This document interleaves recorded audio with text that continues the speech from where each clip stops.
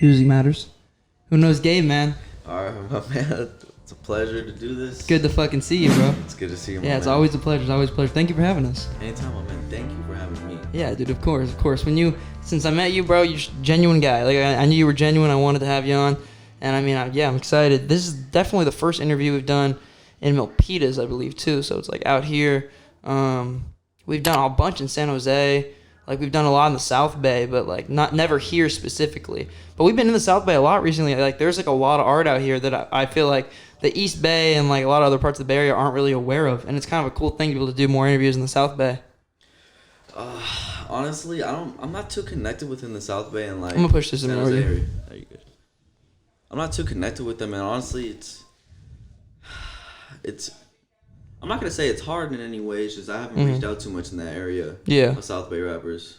Are you more connected like in different parts of the Bay or where? Yeah, I want to say I'm more connected in Concord areas. Yeah, so like where we're from. Yeah, where you guys are from. Like East Bay area. Yeah, I would want to say I know a lot more rappers over there. So did you grow up out here? No, I grew up. Well, I was born here in San Jose, and then I moved out of here and moved to Tracy for a little bit. Oh no, Manteca, and then kicked it there for a little bit. And then parents split up, and then I went back to Tracy for a little bit, and then moved to Patterson. And after that, it was just a whole bunch of moving around. Yeah. Between Lathrop and Tracy. So, like, all different parts of the Bay. Yeah. Do you, like, I feel like when people who move to different parts of the Bay, they always, like, resonate with one part more than others. Like, do you feel like there's a part of the Bay that you feel more connected to? Honestly, yeah. I don't want to say it's San Jose because over there in Lathrop area and Tracy, there's not really much to do. There's not anything. There's nothing out there. Yeah. Like, when I mean nothing, like, just nothing. That's where Saweetie's from, right? Tracy out there? Yeah, because like, swear to God. I think, bro, that was like, I watched a video the other day about how she claims Oakland and shit, but she's from like Tracy. Swear to God, Yeah. I never knew that. I mean, I don't even know if that's true, but I just saw it on the video. I never knew that. What the? That'd be crazy if she's from Tracy. I would have never expected that. Yeah. But it's weird. It's like there's different parts of the Bay, all different cultures too. Like I almost feel like there's definitely a different, like from where we're from more in the East Bay, it's definitely a different culture than like up in the South Bay. I don't know. It's just different musically. Like I feel like the East Bay a lot of the time they're more inspired by like Bay Area trap sounds and like Detroit sounds, whereas like the South Bay a lot of the times I feel like they take more from like LA sounds even. Like they have a lot more. There's a lot more melodic stuff up here. I find there's a lot more like experimental production that isn't really around in the East Bay, but it's cool because the South Bay kind of mixes that Bay Area trap sound, that Detroit sound, with like a more experimental idea of production, I find. And then you got Vallejo that I feel that's the amazing thing about the Bay is each part of the Bay has its own unique sound that makes it that part of the Bay. Mm-hmm. But Tracy and Lathrop, they're not part of the Bay. Yeah, that's the Valley. Would you call that the Valley? Yeah. Yeah, bro. That's like weird when you get to like when you get to like the boundaries too. It's like what's like the Bay Area. I always see those like funny videos, people like shitting on like Danville and stuff. Like oh, like that's not part of the Bay. Where's Danville at? Danville is 35 minutes, like, I guess it would be, north of us. Like, it's like 20 minutes north of us, of Concord. It's like more suburban. I've never done an interview out there. Like, there, I feel like, I'll go call Mateo. Could you tap that one too? The Charger, thank you, bro. Yeah, but I feel like up there definitely isn't a lot of music. Or maybe there is, maybe I'm just not tapped into it. Because I guess to be fair, I didn't know there was so much going on up here in the South Bay until I started interviewing artists out here. But out there is a part of the Bay that I feel like doesn't have as much music going on. But it's cool to see like the way everything's kind of dispersed and stuff. And I feel like a lot of the Bay Area sound is also transitioning into that melodic sound. Like, not a lot. Yeah. But I feel like a lot of rappers now are using way more effects on their voice than they did back in the day. I mean, even back in the day, they still used a lot of effects. But I feel like nowadays, artists are trying to mix the old with the new. Yeah. If you know what I mean. No, I do know what you mean. Do you do you think you're inspired more by like a melodic sound or like a more like lyrical sound? Because I look at your catalog and like all the tracks you released in 2021, a lot of them I found kind of pulled from different areas. Like there were definitely songs like Quick Cash, for example, was more lyrical, but then you had songs, I guess, like Cloud and Clouds and stuff that were like for surely more melodic. So do you feel like you resonate with more of like a lyrical sound or like a melodic sound? I want to say it's 50-50, and the reason I say it's 50-50 because I feel like a lot of melodic rappers try and focus on their voice and make things that just sound good on the voice, but don't actually put real lyrical thought into it. And I'm not trying to call anybody out or anything, but I just feel like the melodic sound is distorted a lot with just not lyrical music, if you know what I mean. No, I do know what you mean. The whole goal is just to make it sound good. And a lot of old heads say it, and they say, "Where's the emotion in the rap nowadays?" And that's why I feel like it's 50-50 for me, because I want to bring in. I don't want to just sound lazy on the microphone, like I'm just trying. I want to sound like different at the same time and use that melodic sound, but incorporate it in a new way, if you know what I mean. No, I do know what you mean. I think it's cool when rappers, like, they'll take like a more of a melodic sound and mix it with like a lyrical sound. It still sounds good. I feel like a wave of people who are doing that now, they're like are getting big. There's like the Polo G's, like the Roddy Riches of the world. Like, they definitely have like melodic styles, but their melodic styles also are like based in lyricism, I find. Yeah, and Polo G is probably one of my top favorite rappers, because he uses that melodic sound really well, and also in a way that it's still rap. It's not too much of it. Yeah. It's not too much auto-tune. It's not too much this and that. It's like, it's perfect. And a lot of rappers, they just focus on, I'm trying to make this just sound good, bro. Like, if it sounds good one time, that's fine with me. Yeah. And I just can't do that, bro. Do you like, and I think one thing that draws me to like that sound too is like the storytelling in it. Mm-hmm. Do you try to like tell stories in your music in the sense like are you more concerned with what you're saying or how it sounds? I'm more concerned with what I'm saying, but also how it sounds, in the sense, because also music for me is what I notice is a lot of people focus on the melody. So I want to make sure that my hooks are sounding amazing, because that's what really draws a person into it. Yeah, and I think a lot of people, like what you're talking about with old heads, is like a lot of old heads like act as if like hip hop shouldn't have hooks, because I guess like historically it's not a hook driven genre of music. I guess you could call the mix of rap and hip hop, or not, the mix of rap and pop. Recently, like that's where like the hook in hip hop more or less came from. That wasn't that big of a thing before, but it's like I feel like a lot of old heads will like get on that. Like they act as if like something having a hook makes it like inherently less hip hop, even if all the verses are just pure cut rap. Yeah, I feel like that too, because a lot of old heads say music is not what it used to be. It's not. People old heads just talk about it as if like music it's not what it used to be, and it's not music anymore.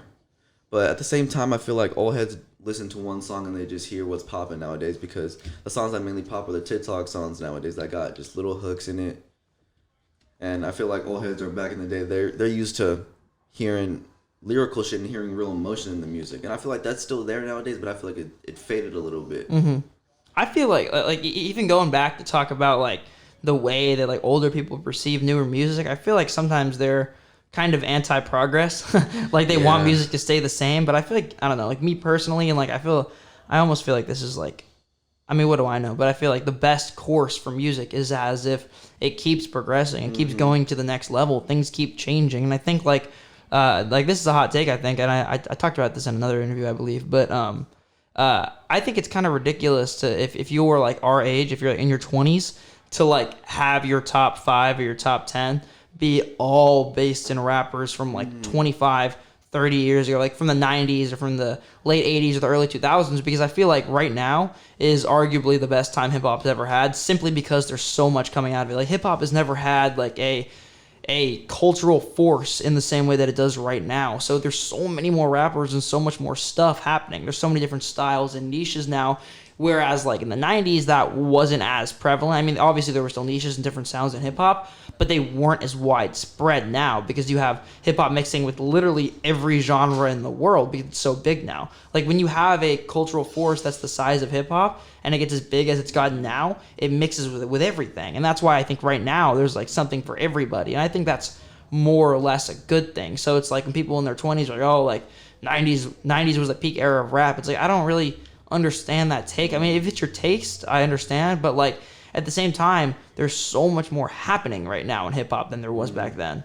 And I feel like they focus on the main ones that are popping and be like, and they hear just one of that, like, give a few samples, they're gonna hear something like NBA Youngboy, or they're gonna hear something like, let me think of, like Playboy Cardi. Yeah. And they hear stuff like that and they're like, what the hell is this? When they hear people just moaning on the mic and shit like that. And old heads ain't used to that. Yeah. It's also like, I mean, back to what you were saying, it's almost like they think every rapper sounds like what's popping on TikTok. And that's like really just not the case. But TikTok is so strong now at what it turned into. Like that is what's blowing everybody up. Yeah.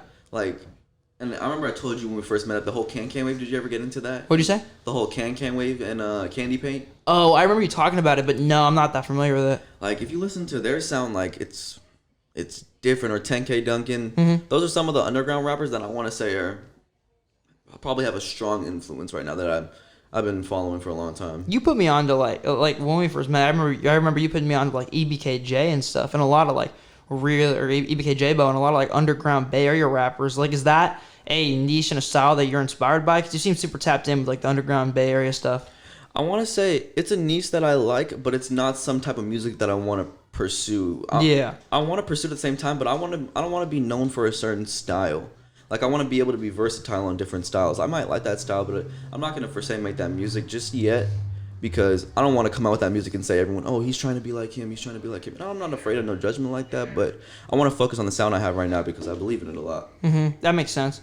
TikTok, too, is like, I feel like it may get to a place eventually where it's viewed as more of an asset rather than a crutch in the music industry, because like labels are like literally right now labels are pushing songs on TikTok more than they ever have, and that's only going to get bigger as the platform just changes everything, because you can already see the way like TikTok has changed social media. Like, Instagram Reels is probably the future of what Instagram's going to be. Like, YouTube Shorts. Views on that. Exactly. YouTube Shorts is probably going to be like the future of what it is. I think TikTok also, like, it gives artists who have a genuine sound and an interesting thing going on, it gives them a better platform to reach more people. And like, I don't understand why people are gonna act like that's a bad thing. You know, people are like, oh, TikTok's terrible for the music industry, and I think it's terrible for the music industry if it's ran by labels. But if it's not, and if it's a place for independent artists to be able to put their sound out there and be judged by like their genuine sound and themselves, I think that's a great thing.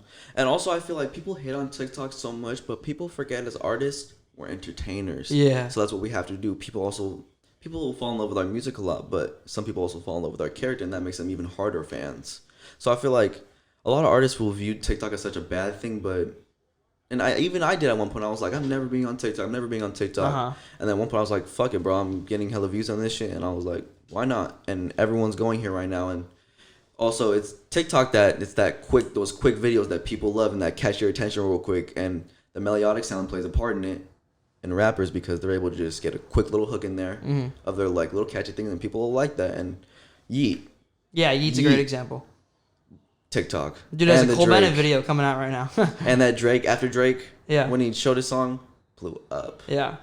Drake influence is fucking crazy. He's put so many people on. I was talking about this with, I can't remember. I wish I could remember who I was talking. The Drake effect. Yeah, the Drake effect. Well, like I think it was yesterday, and we were interviewing Strife Gang, the city. Shout out to Strife Gang. But we were talking about, or maybe it was somebody else. I don't know. I don't remember who it was. But I was talking to them about, like, do you remember when Drake, like 8 months ago, did that song with Smiley? And nobody had any idea who Smiley was. And it's like, he had an opportunity, I think, to like, he was given a platform, and I haven't heard anything from him since. But it's like, everybody knows who Smiley is now only because he had a song with Drake. But that's the only reason anybody knows who he is. And I think that's cool that like rappers can have that ability. Like, I think it's cool that like rappers and platforms have the ability to do that. Like, an example I look to a lot, just because I'm a huge fan of their stuff too, is Lyrical Lemonade. And I find that like they put on like genuine talent, which I like a lot. They try to put on genuine artists. And there's a lot of passion in that. You can tell the guy. What's his name? Cole Bennett? Very passionate, bro. And he was one of the guys throwing shows too for younger artists. Yeah. I remember I watched a little video on him, and he has a TED Talk too. His TED Talk's amazing. I watch it all the time. It's a big inspiration. I watched a little bit of it. I haven't watched it. I'm a big fan of TED Talks. Yeah, I love TED Talks, dude. I get into YouTube holes with TED Talks because they just, I don't know why. Maybe it's because it's educational and like good content to put ads on, but I get pushed them in the YouTube algorithm like so heavy. TED Talks, and I'm trying to think what else. Joe Rogan's. And yeah, those are my YouTube recommended. Do you know Alan Watts? No. It's like it's like philosophy. I'm very into philosophy a little bit, like really? Books and shit like that. So you read a lot, right? Yeah. What kind of like genres are you into? Just mainly philosophy? Do you read any like nonfiction or? Yeah, mainly philosophy. I was reading nonfiction when I was a kid, but honestly, I read one philosophy book. I think it was Rich Dad Poor Dad, and that's not even philosophy. It's like business and self-help, motivation type stuff. Yeah, business, and it kind of separates the thought process between the rich and the poor. Yeah, that's what it's about, and it's why the rich are rich and the reasons they're rich. And then once I read that, I was just fascinated by it, just reading things like that you weren't taught in ordinary school. And then after that, it was Think and Grow Rich. And then Think and Grow Rich by Napoleon Hill is a fantastic book. Bro. I was just talking about this with somebody yesterday. Love it. Yeah, I love, one thing I took from that book a lot is the concept of the mastermind. I think that's a really interesting concept. When you're building a business, it's pretty much the idea that like when you're building a business, eventually you have to. I think one of the processes of letting your ego kind of dissolve is being okay with like giving parts of your business and parts of what you're building to other people that you trust to build on and do things. It's like you really can't do it alone. Mm-hmm. And that's what a lot of people, I want to do it on my own, I want to do it on my own. But people don't realize you can't do it on your own because other people are what you're making. They're who are buying your stuff, who are listening to your stuff. Mm-hmm. And it's also like you really have to find. I mean, this goes for musicians, this goes for entrepreneurs, this goes for really anybody. If you're trying to build something bigger than yourself, you have to understand that it has to be more than yourself in terms of people, and you have to understand that there are things that you're not going to be as good at as other people. Like, you have to alleviate your weaknesses with other people who have those weaknesses as strengths. Mm-hmm. Like, I was talking to Mateo, the Music Matters videographer, shout out Mateo, but about how I think he has a great eye for, like, aesthetic and, like, color and, like, things like that, like things that are visually appealing, whereas I don't find that I don't think I'm as good at that type of stuff. Like, I find that, like, I'm better at, like, the mechanical aspects of things. Like, I think I'm better at, like, taking processes and then breaking them down into small steps to understand how to do them. But in terms of, like, how to grab somebody's eye, I guess you could call it visual marketing. That's not really my forte, and I'm sure you can probably relate to that as a musician. There's things that other musicians and collaborators do better than you, things that you do better than them, and it's like when you join together, it's the concept of that mastermind. Amazing. I fucking love working with people. I love it because one quote that very stuck with me is if you're the smartest person in the room, you're in the wrong room. Yeah. And that's always stuck with me, bro. Always. And I feel like right now I don't have a mentor, and that's one thing that I'm really trying to focus on is gain a mentor within this music industry and clothing industry. Because I feel like having a mentor and just somebody that's always building off you and you're building off them is amazing. And people don't realize how much you need other people in your, because you can't, people try to do everything at once and I want to be on my own, I want to be on my own. But it doesn't work like that. No, not at all. You also have to understand that, like, there's things within this industry that you just have to be taught.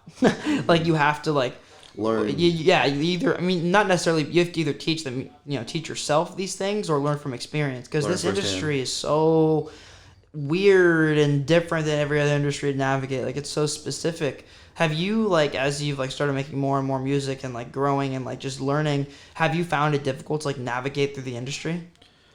Honestly, what do you mean by navigate through the industry? Like, in terms of, like, working with other people, getting in studios, doing things logistically, like, has that come of a challenge to you? It depends, because a lot of the artists that I know, they're not really in California. I do have a few artists right here. Like, I've collabed with a lot of artists, but in terms of, like, linking with people and always collaborating with different people, it's not really per se hard. It's just that reaching out hand and setting up things, because a lot of people are afraid to just go out and reach out, but you go, hey, bro, let's do this. But yeah, I love collaborating with people. Always. I'm always down to reach out with people, and I'm always hitting up people, say, hey, bro, what are you trying to do? What music you make? Or even producers, artists, videographers. I don't like to stick to always just one person when I do things. I'm a big believer in the Nardwuar idea. I think I might have talked to you about this. Like, the Nardwuar idea of, he did TED Talk. This is where I learned this. And he was like, oh, how I got all my big early interviews. He was like, how do you think I got them? And then people were like, oh, I don't know. Like, you're connected to a label, connected to whoever. But it's like, no, I just asked. That's what you do. You just ask. You need to ask. And you need to be willing for people to say no 1,000,000 times before they say yes. But you have to be willing to ask. Or else, if you don't present yourself as a viable option, nobody's going to think of you as a viable option for anything. Be that collaboration. Be that what I'm doing with an interviewer. Like, why would somebody want to do an interview with me if I have so much of an ego that I'm not willing to reach out and ask them for an interview? And I feel like a lot of people are afraid to reach out because of their ego, and they don't want to seem like they're reaching out, they're trying everything, or I got to reach out for everyone. When in reality, you have to reach out. You have to be open to opportunities. That's how you open new doors. And that's how this interview got started. I texted you. I said, what's up, my man? And shout out my homie J Raider. Put me on to you. And you reached out to us, and then we met, we hung out, and I was like, oh, I fuck with you. Let's get one of these in. And it's like, that's how it is, like, you have to be willing to reach out to people, whether you're looking for a platform, you're looking for a collaborator, a studio, somebody as an asset that you would love to use. It just depends. And I don't think people realize how easy it is to access these big influencers, to access these managers, to access these artists. Like, I texted DJ Drama I forgot, it was a while ago. It's like a year or two ago. And his manager hit me up, and they do, like, videos that he'll sing your song for, like, $1,000 it was, or like 500. And I was thinking back to it, I'm like, damn, these people aren't really that hard to reach. No. So I started hitting up just a whole bunch of people, and I've gotten a good response back. Like, I got this one DM from this manager from Atlantic Records, Kyle. I was gonna meet up with him in LA, but just things never worked out, and I always went down there, and things never worked out. But I feel like it worked out for the right reason. I'm not gonna take that as just that ruined me. No, that just means I gotta work more. Yeah, exactly. Are you hesitant to work with one, a management, and two, a label? Like does that, are you weary of those opportunities? I wouldn't say I'm weary, but I don't want to make a rush decision, and I'm not gonna let money take me over. I'm not gonna let money. I'm not gonna let money make me so greedy for it, because I feel like a lot of rappers, they seek that label as an escape, but they don't realize that a lot of these big rappers made it because they did it on their own, and they seen that shit in the industry, and then they went and turned that. Drake has his own label. Yeah. YSL. Who else? His own label. Dreamville. And then the whole Can thing, they have their own label. What Corday's doing right now. I mean, what Kendrick's doing right now, like starting their own labels. I'm a big Kendrick fan. Yeah. I'm waiting for Kendrick to drop. Yeah, he's supposed to. He was supposed to drop last year. I feel like he has to drop this year. Bro, he has to. He must. Bro, Kendrick is like all top 3 easily for me. Yeah. Easily. See, and that goes back to what I was talking about with like old heads versus like new heads. It's like I feel like everybody in their 20s is gonna have Kendrick in their top 5. Like, I don't know. At this point, I don't know how you couldn't have Kendrick in your top 5. He arguably has, like, the most consistent hip-hop discography of all time. He made an album just to prove that he can make radio songs. Yeah, he's literally. He's like, you guys say I can't make radio songs? All right, I'll drop a whole album just radio songs. Yeah. And he did. He had Humble on it. I mean, he had all kind of DNA on hits. it. Like Damn had so many hits. And hits. Exactly. The whole purpose of that album, like what you were saying, he's like, yeah, I can do radio records. I can do radio records, and I can also make To Pimp a Butterfly. That's probably one of the most interesting and profound statements on the black community that has come out of the past 10 years musically. It's like that album is so different from Damn. They tackle entirely different subject matters, but they're both so great in their own ways. Even his older stuff, even Section 80, or Good Kid, Mad City. Bro, top albums for me. This is what I mean. Like Dying of Thirst. Yeah. Oh, dude, yeah. All-time favorite song. Probably. But like he did, it's just so consistent. He can do so many different things. He's so versatile. He's a great example of like, it's funny because he didn't blow up in this way, but I feel like going back to what we were talking about a minute ago, it's like I think he is a great example of somebody who understands that you have to be able to do a ton of different things to get big, and that can play truth in the modern industry on TikTok. I guess even you could say like, you have to do a million things good to be able to get noticed. That's true, and a lot of people are afraid of that failure or afraid of that wrong step when they don't realize that wrong step is the right step. Yeah.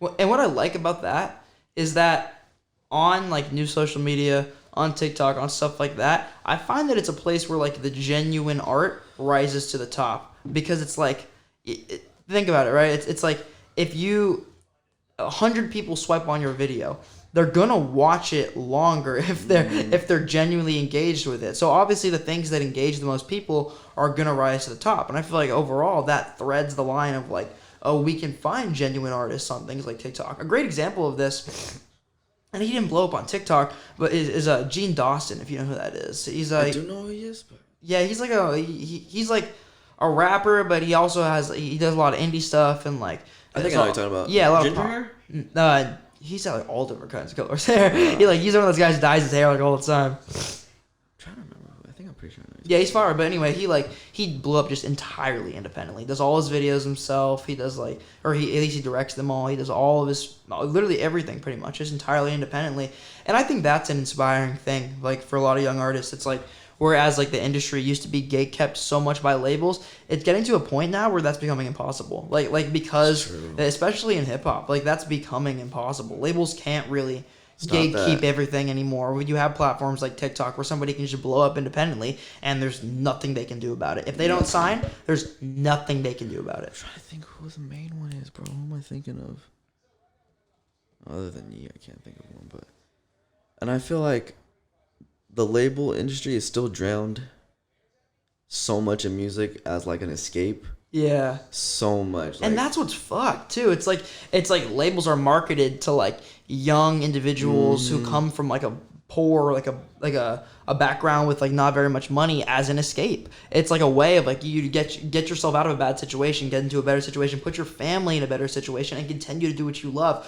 Of course they're going to take that, but they don't understand that a 70-30 split in the long run is going to be terrible for you as an artist. You know what I mean? So it's like it's why I try to encourage people to wait a little bit to sign, especially if you're getting reached out to by labels, because I feel like if you're getting reached out to by one label, 2 labels, 3 labels, you're doing something right. They're going to continue to reach out. That's not going to stop happening. And continue what you're doing right, bro. Yeah. I feel like people get that one opportunity and think that their whole life has changed. Yeah, that too. But it's like you don't realize what got you there in the first place. Mm-hmm. And I was reading this book. What was it called? Oh, yeah, Obstacle is the Way. And I was talking about is people get somewhere and they don't realize what got them there is what created all of it. Yeah. And they just get lost in the sauce. Mm-hmm. And then you change what you started doing. Mm-hmm. It's like you forget the foundation that you built your legacy upon, and then it's like you just, I don't know, you forget what made you you. You forget why people were interested in the first place. This is like a weird abstract example, but I was watching a video about it last night, and this is why I think I'm thinking about it. There's this YouTuber named Anthony Fantano. He does like music reviews, and he's huge now, but like he did this for like 10 years before he ever got big, and it was like when that's dedication. Exactly, no, for sure, it's inspiring. But it's like when he started to get big, like originally Adult Swim like reached out to him and tried to like essentially like have him do like what he did on YouTube on their TV channel, and he didn't take the offer. And it's like, and I watched a video of him talking about why he didn't take the offer. He was like, well, if a TV station's willing to reach out to me, then obviously I'm doing something right. Obviously, other people will be engaged if a TV channel is willing to. Mm-hmm. You know what I mean? So it's like it lets you know that you're doing something right. I think that's how you should take it. Take it with a grain of salt and know that like the other side isn't always so pretty. And also, The Weeknd, Drake reached out to him and tried to sign him, but Weeknd didn't sign. I feel like if The Weeknd signed, he wouldn't have been as big. Yeah, I thought The Weeknd was signed to Drake for a little bit. Was he not? I thought he turned it down, but I don't know. He might have. Or is X? No, because he has his own thing now. It's XO, right? Yeah. XO isn't Drake. XO is like The Weeknd's thing now. But yeah, I remember that. That was like because they're both Canadian. I think that was the connection there. The Weeknd's hard, but I hear a lot of people don't like his newer album. Have you listened to it? Yeah, I didn't like it very much. What do you think of it? I haven't listened too much of it, honestly. My whole thing is like I'm not a. This is a hot take. I don't like the old. I most of The Weeknd's old stuff I don't like Trilogy. Not a huge fan of. House of Balloons, not really my thing. Because I'm not big into that slower like R&B sound that's really stripped back. It's just not really my thing. And what I liked so much about After Hours, which is I felt like The Weeknd, it's so fire. But I felt like The Weeknd like took his sound and mixed it with 80s elements in a way that made it so much more interesting. Like his sound became so much more interesting. And on his new album, I feel like he takes his old sound, mixes it with his new sound, and I think the reason I wasn't so into it is because I'm almost strictly a fan of The Weeknd's old or new style. Yeah. Honestly, I had a fat Playboy Cardi wave. Yeah. Like, everybody is right now, dog. Like right, not even right now, but like back in the day, I want to say Woke Up Like This. Yep. Oh my god, I got heavy into the Die-Lit leaks. era. Yeah, Die-Lit era. Heavy into the leaks. Listening to all of them. Pissy Pamper. Yeah. Oh my god, bro. Trying to be great. Trying to be great. Trying to be great. Yeah, bro. I feel like Cardi right now is like easily one of the most influential artists in the world. And people try and say, "Oh no, his new shit sucks," but people don't realize it grows. Mm-hmm. And I feel like a lot of people judge an album off the first listen. Yeah, that too. Yeah, and I feel like Playboy Cardi is one of those artists that you have to listen to 2 times. I mean, that was my experience with him. Like, I didn't like when I first started listening to Cardi, didn't like him at all. Die-Lit, my first listen, didn't like it at all. Even Self-Titled, I didn't like it all. But now I love both those albums. Even Whole Lotta Red, I didn't really like first listen. I didn't like it at all first listen, and now I still don't love it. But it's like one, I respect the shit out of it as the piece of art that it is and what it's trying to do. I also just enjoy it sonically more than I did the first time. But that album, man, it's like, I think Cardi is changing everything. I think he is changing everything right now. That's why I think he's one of the most influential artists in the world. When you look at like what Whole Lotta Red has already done, like how people are already trying to recreate that album. The album's not even old. People are already trying to recreate it and just kind of ride that punk aesthetic that Cardi had. that's something that you didn't see at all before. Like, it's very, very new. And it's really, really fascinating to me because it reminds me of when he dropped Die Lit, how people started copying the baby voice type stuff and started copying the electronic production on that album. And even, what was I about to say? Even, he brought that punk into rap. Yeah. And I don't feel like a lot of people have done that. Mm-hmm. I can't think of any rapper that's really done that, and I might be wrong, but yeah, he made that shit like he definitely brought it into the mainstream. Like the Rick Owens wave and how people dress it now, like that's Cardi.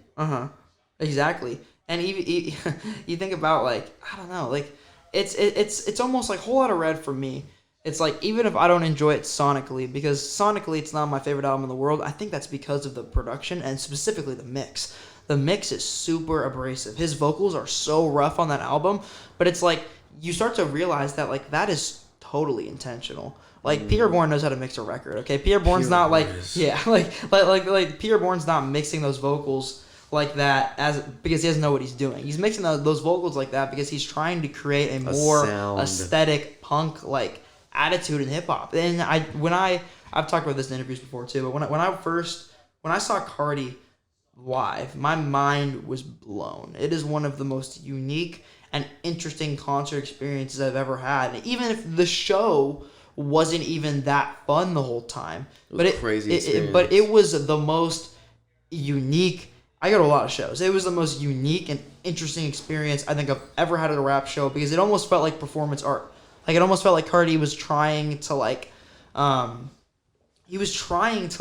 create an environment and create an atmosphere and like it was just crazy. Like the entire stage was lit totally red.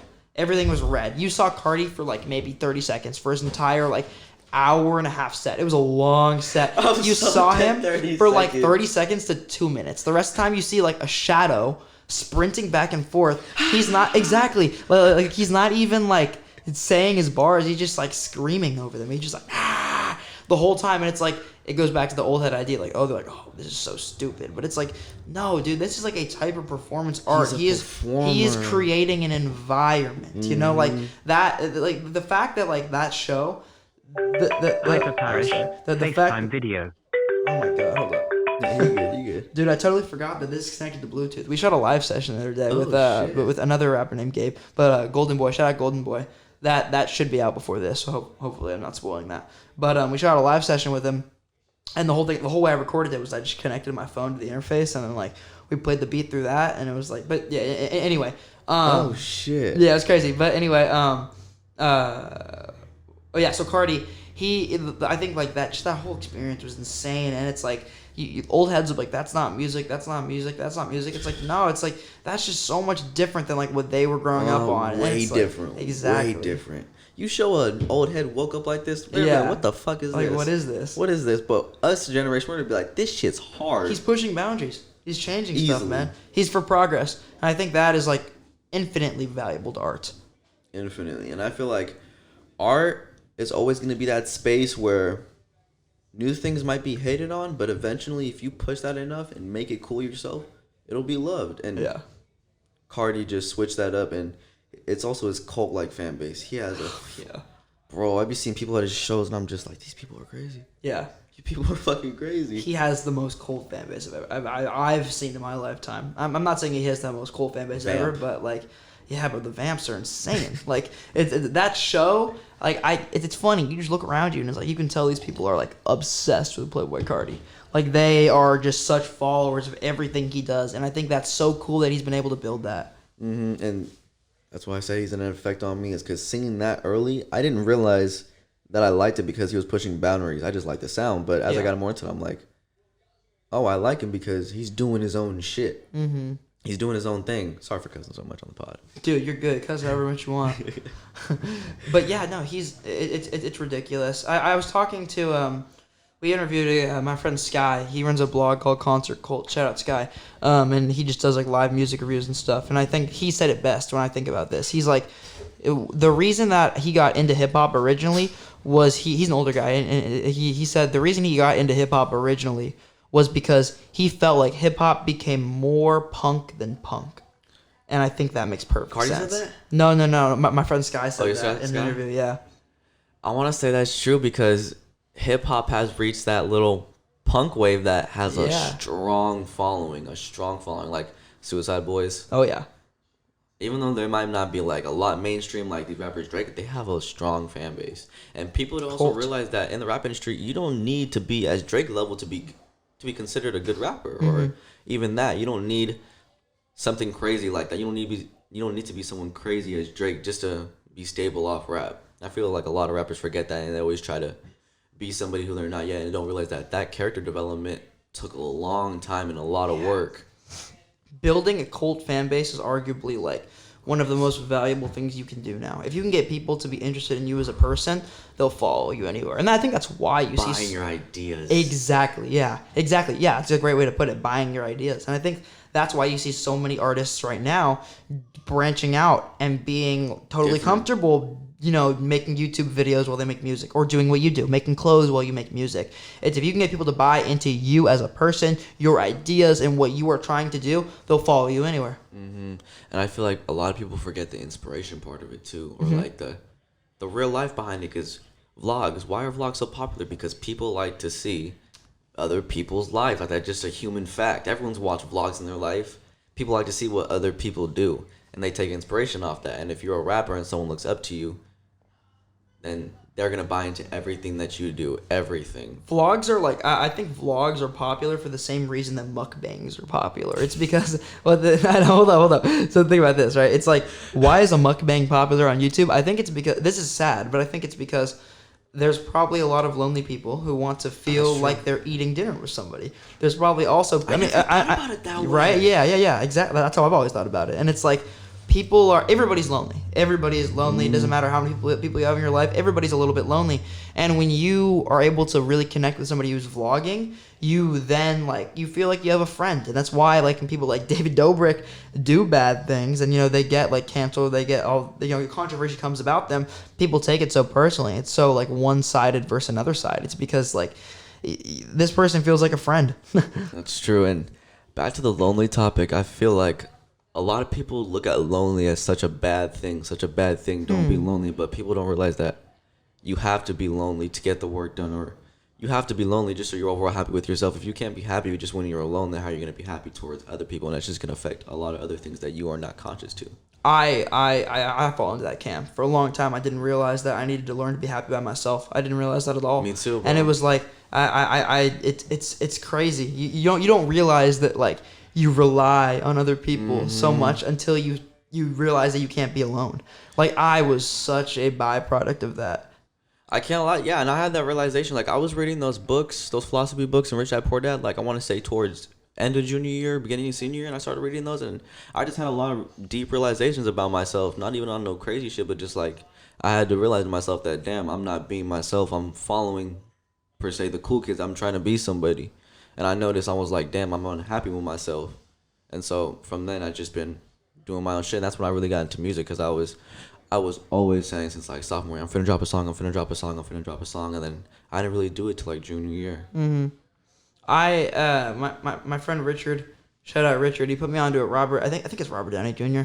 I think it's a Robert Downey Jr. quote. He says that if you're able to go see a movie by yourself, if you're able to go to dinner by yourself, you are infinitely more powerful than somebody who can't. Mm-hmm. Being that comfortable by yourself is a powerful thing. People are very unconscious to what their actions lead to. With this quote I read, and I believe it was, I don't remember. I think it was a YouTube video or a philosophy video. We're on our quote shit today. Bro, I love quotes, bro. I'm big on that stuff. Stare at your actions. Well, no, what do your actions produce, and stare at it? You know what that means? No, explain it. What do your actions cause, and see how that. Hold on, let me think about saying this. Oh, I know I have it on my phone. Let me find it. I got a whole bunch of quotes. Do you mean look at the byproduct of what look at the byproduct doing, of your actions, and then that is a reflection on yourself? Mm-hmm. That makes sense. I got heck up, bro. Pull it up. But yeah, no, that's actually. I think I know what you mean. That's an interesting way of looking at things. It's look at the way that I'm a big believer in like if this is gonna sound cold and like messed up, but it's like if you don't have a lot of friends, if you don't get along with a lot of people, a lot of the time that's your problem. Like that's like your fault. I don't think it sounds mean to say, but it's really not. Like people might take offense to that, but it's not. It's like no one's just gonna sit there and reach out to you. If you always expect people to reach out, and I struggle with that too, is you have to be the person to reach out, or else you're never gonna make those connections, or you're never gonna make new relationships with anybody. I think there's somebody for everybody in terms of friends too. It's like I think it's about finding the right people. It's also about like learning to like surround yourself with people who make you a better person.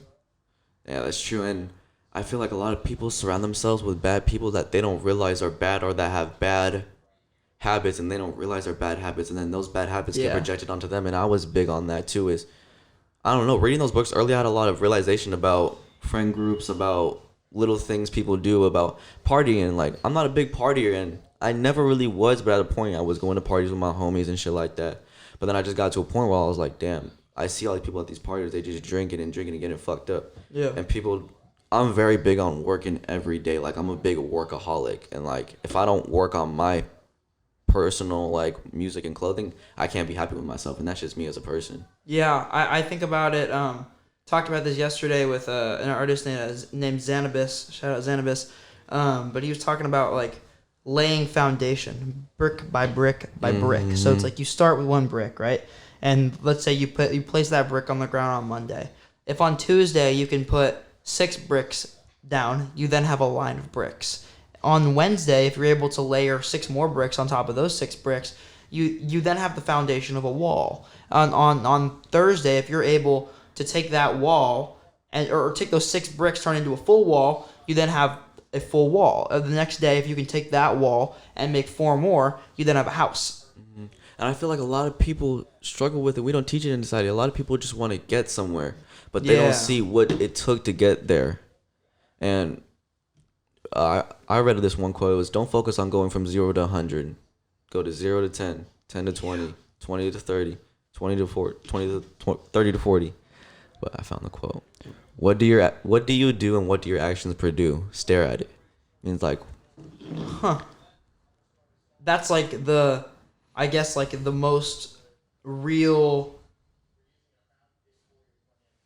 It's like the most real form of self-analyzation. And I feel like staring at what you build. I feel like society doesn't teach that in schools, and I feel like that's why a lot of people can't get somewhere in life, is because they don't have that self-realization, because they weren't taught to look inside and see, why is this happening to me? And I'm very big on, people call it mean, people call it insecure, but you control everything in your life. If you're sad, happy, or mad, you control and you control whether you want to fix that or whether you want to stay in it. People don't realize, but they're unconscious to the fact that they can't change it, or they think that this is the cause of just everything in their life, and bad stuff just happens to them. When bad stuff happens to everybody in the world every day, but it depends on your reaction, and that determines your future. I actually took that a lot from Think and Grow Rich by Napoleon Hill. Like I like the idea of like real and honest self-analyzation. You have to, and then also, I mean, I took that idea, but then also reflecting on what you were just saying, I also took the idea that you are way more. I'm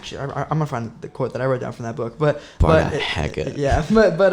it's like the idea that you are way more in charge and way more in control of how you feel than you think. Mm-hmm. And back to the school thing, schools don't teach that. Schools don't teach you that your problems are this, and your reaction determines how that problem either de-escalates or gets worse.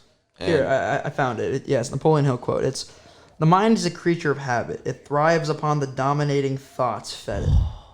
And then I wrote a little reflection of that, and it was, feed your mind positivity and you will feel positive. If you tell yourself something long enough, it then becomes true.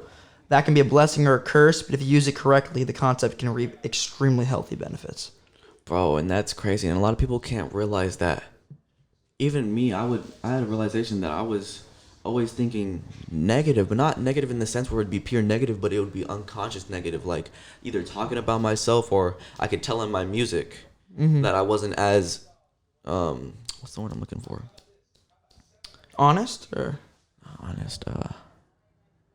Wasn't as like trying my hardest, like scared to speak up into the mic. Mm-hmm. And that's what I really struggle with early on with music, is expressing myself fully and pulling emotion from inside. Well, it's a weird thing, right? Like getting on a mic and trying to like tell a story or convey an idea. It's a really weird concept if you think about it, like just physically. Just and like, yeah, well. it's a weird thing to do, but it's like I think you have to learn to get really used to that. That was the thing for me with interviewing people. Really honest and like really early, I was not able to like get on a mic and like have a conversation that didn't feel like didn't feel like the cameras were off, you know, like it felt like I was being recorded. Now I'm in a place where it's like I can sit with you and have a conversation with you and be comfortable enough to, you know, like I don't feel like we're being recorded right now. Like we are, but I feel like it's just you and me having a conversation. And that's what I try to like help every artist with that I talk to. I want to bring out a side of them that's natural. You know what I mean? Yeah, and I feel like that's amazing that you do that. And thanks, bro. Bro, a lot of people don't believe in people or trying to give the people the opportunity that you do, and that's amazing. Thank you, brother. Well, it just I just see I don't know. I love and respect genuine people who love the same thing that I do, and that's music. And I want people to understand with every interview, every live session, everything that me and the team does. It's not just me. I hate saying above the bridge. It's just me. It's not. It's far from it. But I want people to understand what music can do for them, because for a long time I didn't understand what it could do for me, and it changes my life in more ways than anything else ever has and ever will. It is the most powerful thing to me in the world, and I think it always will be more powerful than any other form of art, more powerful than love, more powerful than any urges or any tendencies I have. It's like I feel like, because I have pretty bad ADHD, and I felt like I have problems focusing on like the vast majority of things in my life. The one thing that I've never had trouble focusing on is music. I've never had to try to focus on music in my life. It just comes, and it's changed me in so many ways, and it's like I just feel connected to it, and I'm sure you feel the same way. I'm sure like making music feels like a more honest form of like catharsis for you than anything else. Honestly, and that's what music is to me, and music has always been to me, is that escape to the real world, that escape to where you can feel like your problems are okay, or you can feel pain and you're allowed to shed pain, and it allows you to bring out emotions that you either hide or stuff away. And music was always that tool for me to, whatever was going on around my life, I just put on some headphones and just zone out. And that's why I make music, is because I want to give people that escape to another world where they feel like their pain is okay. Yeah. Do you feel like so you're mostly home recorded, right? Yeah, mostly, but I be going to the studio like every month. Do you think that like when you're in that space, like if you're creating, whether you're, you know, spitting a verse into the mic or whatever, do you feel like it's hard for you to be as honest as you would if you were just talking to somebody about the same thing you're trying to spit bars about? Honestly, no. But I do struggle with like vocals, and I'm getting way better at that. But in what way? I'm very like, my voice is very bland, and I'm working on bringing more emotion out of my voice. Like I've noticed my voice, I sound very plain, or it doesn't sound like real emotion into it. And I always share my music with people close around me so that they can tell me, and I get that feedback. And that's one thing that I've got a lot. So that's what I'm trying to bring into that. That's one thing I struggle with. That makes sense. I mean, specifically with delivery, I feel like that's very important. Like being able to convey genuine emotion through like the way you portray your voice. That's super important, because that's what people connect with. You know, I feel like the most powerful tool as an artist to make people interested in your music is being able to like, one, make people feel something, or two, make people relate to something. And that's what music is all about. It's either a story, you relate to it, or it's just about their life. Yeah. Their life, simple things. And that's why I try to make my music on stories, so that even if you can relate a little bit, that's all I care about. Even if for a second I take you away from whatever you're feeling. Or a big influence on me to start making music was Juice WRLD, and just the fact that he was my escape. I fell in love with him when I'm gonna be honest, I wasn't early on him. And my homie, I remember the day I got put on to Juice WRLD, I was on the bus riding home. My homie's like, "Hey bro, you know Juice WRLD?" And I was like, "Nah bro." He's like, "Bro, you've got to listen to this song Lucid Dreams," my homie Manuel. I have a friend that he's never gonna watch this. There's no way. But like, I have a friend that was on Juice World before anybody. Like I swear to God, this dude, like, his name's Lucas. Shout out Lucas. I went to high school with him, but he was on Juice World before anybody I knew. It was my freshman year, or my sophomore year of high school.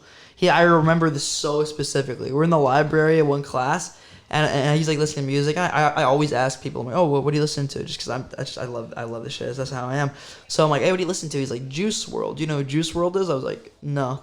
And this is the crazy shit. He showed me like his SoundCloud, and this was right when he became Juice World, and he was no longer Juice the Kid. So all of his songs that were like it was like Juice the Kid were still on SoundCloud. So and he was listening to him on SoundCloud, and I was like, I'd never heard of him. And then he was like right after that, All Girls Were the Same, or All Girls Are the Same dropped, and I remember him showing me that. He's like, yeah, he's blowing up right now. I was like, damn, he was on Juice WRLD before anybody. But anyway, yeah, I think that's a great example of somebody who like tells honest stories in their music. Such a storyteller. How do you feel about people hating against people that leak music or listening to leak music? I hate leak music. You hate leak music? Yeah. Brother. Here's why. I think the reason I hate leak music is because I have such a respect for people who make art, and I admire people like yourself who make art so much that I hate the idea of somebody listening to something that they don't want out yet. Exactly. How do you feel about it? At the same time, I feel the same way. I'll push the mic close to you. I feel the same way as you feel. But I'm a big leak fan of like, every artist, bro. It's tempting. I get it, and I can't lie. The Juice WRLD leaks are better than the official. Think about how many songs that fool is like in the vault. Thousands. Well, when you can make a hit in 10 minutes. Bro, taking songs. Like, have you watched his No Jumper vlogs? Yes, it's bro. Those are ridiculous. Or his old free. Have you seen the Hour freestyle? No, I've seen clips of it, but my favorite ones were the No Jumper one and the Trippie Redd one. I saw the No Jumper one when they were that one day they were in a tour bus. You remember that? I think so. I remember watching that one, and that was crazy. One day I just sat down and I watched the hour-long Juice WRLD freestyle from front to back. It's one of the most impressive musical things you'll ever watch. Did you watch No Jumper when he went on a Little Pump tour? Yeah. Bro, do you remember that age? Yeah, I watched Adam before that. Like, I've been I've been a No Jumper fan forever. But like, yeah, I remember when they threw the Little Pump tour. That was crazy. That Smoke shit was crazy, bro. That era was crazy to me. It was weird, bro. Dude. It was very weird because people was hate on it, but they loved it so much. Thinking back of like that's a weird era to reflect on. Like when Lil Pump got big. Actually, what's weird is like he dropped an album with what's the producer? Take Heath. Yeah, is it Take Heath? I think he dropped an album with Take Heath. I can't lie, the Smoke Perp's better in my opinion. Bro, have you ever watched the Smoke Perp freestyle? No, I don't think I have. There's this freestyle of Smoke Perp where he sits there and he freestyles for like 10 minutes, and it's like the funniest, like most like discombobulated thing I think I've ever seen. Like he sits there and he says the funniest shit, dude. It's hilarious. People make like edits and mashups to it. Yeah, hold up. I'm looking up Lil Pump right now. Let's see. It was what was the album he just dropped? It was like recently. Like to be honest, like nobody cared. That was what it was with Ronnie J. Is who it was. Ronnie J? Yeah, he did an album with Ronnie J. That like just came out. I remember. Oh, whoa, that's weird. He actually dropped a song with Soulja Boy like last week. I feel like Soulja Boy's gonna hop on that wave anyway. Soulja Boy just Soulja did it first. Soulja did it first. It's still crazy, man. Lil Pump got a song with Kanye. Yeah, bro, that's a trip. You're such a fucking hoe. That whole era, like that period of time was so weird to think about, dude. Like the idea. Should we answer it? Is that Jay? It's Jay. Answer it. What's up, bro? We on the fucking pod. Shut the camera. Hey. Say what's up to the pod. Go check out the Jay Rader interview. Go fucking check out the Jay Rader interview. Hey, is Jay Whole Foods right now? You at Whole Foods? Whole Foods. Chopping it up, chopping the meat. What kind of meat we got today, Jay? What are the cuts today? All right, bro. What, we chopping that meat up? That's funny. I like Jay a lot. He's a cool guy. Bro, he's a dope ass homie, bro. I look at Jay as like a real ass homie, and I got a few real ass brothers, bro, but Jay is one of the homies that's always looked out. How'd you first meet him? It was Shit, I want to say I was hanging around my homies Kelvin, Ramin, and Walton. Shout out all of them, bro. Homies since day one. And Jacob would hang around them, and slowly but surely, we didn't click instantly, but slowly and surely, he was a dope ass dude, and we kind of like the same dude. We smoked a lot. We got so many stories of Jacob fucking finding peas, of just shaking us, fucking smoking on that. Or saving up money, go get wraps and Dutches. Had a prime phase with just fucking Dutches. Yeah. And summer, I want to say it was sophomore summer. Before he moved, I don't really remember the exact dates, but summer before he moved, just smoking every day. Hit up Jacob. Hey, bro, what are you doing? I'm just chilling right now, bro. I got $20. We matching it. That's funny. Good times, bro. Good times. Fucking back in Lathrop, all we did was just smoke, walk to Denny's at like 3 o'clock in the middle of the morning, bro, and just munch. Thinking the cops were after us, ain't damn near nobody chasing us. I remember that shit when I was like 16 and I'd smoke and just walk down like random streets, and for whatever reason I'd be with my friends and we're like sitting in like a parking lot and you get this idea in your head like, fuck, someone's like watching me right now, and it's like, dude, nobody's watching you. The worst is when I lived in Lathrop. I lived in this little community called River Island. It's like this expensive community. I live with my aunt and uncle because I got kicked out, but I was smoking in my car one day and this lady comes out. You can't be smoking here. You can't be smoking here. You're littering all over the place. She's feeling like one piece of trash that was next to my car and thinks that I can put it there. You can't smoke here. Are you allowed to be here? Do you live here? But she's acting like hella racist, bro. And I was gonna say, yeah, bro. And she's like, "Are you from here?" Like, she said that. She's like, "Are you from here?" You're lying. She said that. I swear to God, and everything's Holy from here. shit! And then we were just arguing. And I was like, "I live here. This is my address. This is not like I literally live here, and this is not my trash." And we were just chilling, smoking. You can't be smoking that here. Walks away, and then peeps around the corner and starts recording us.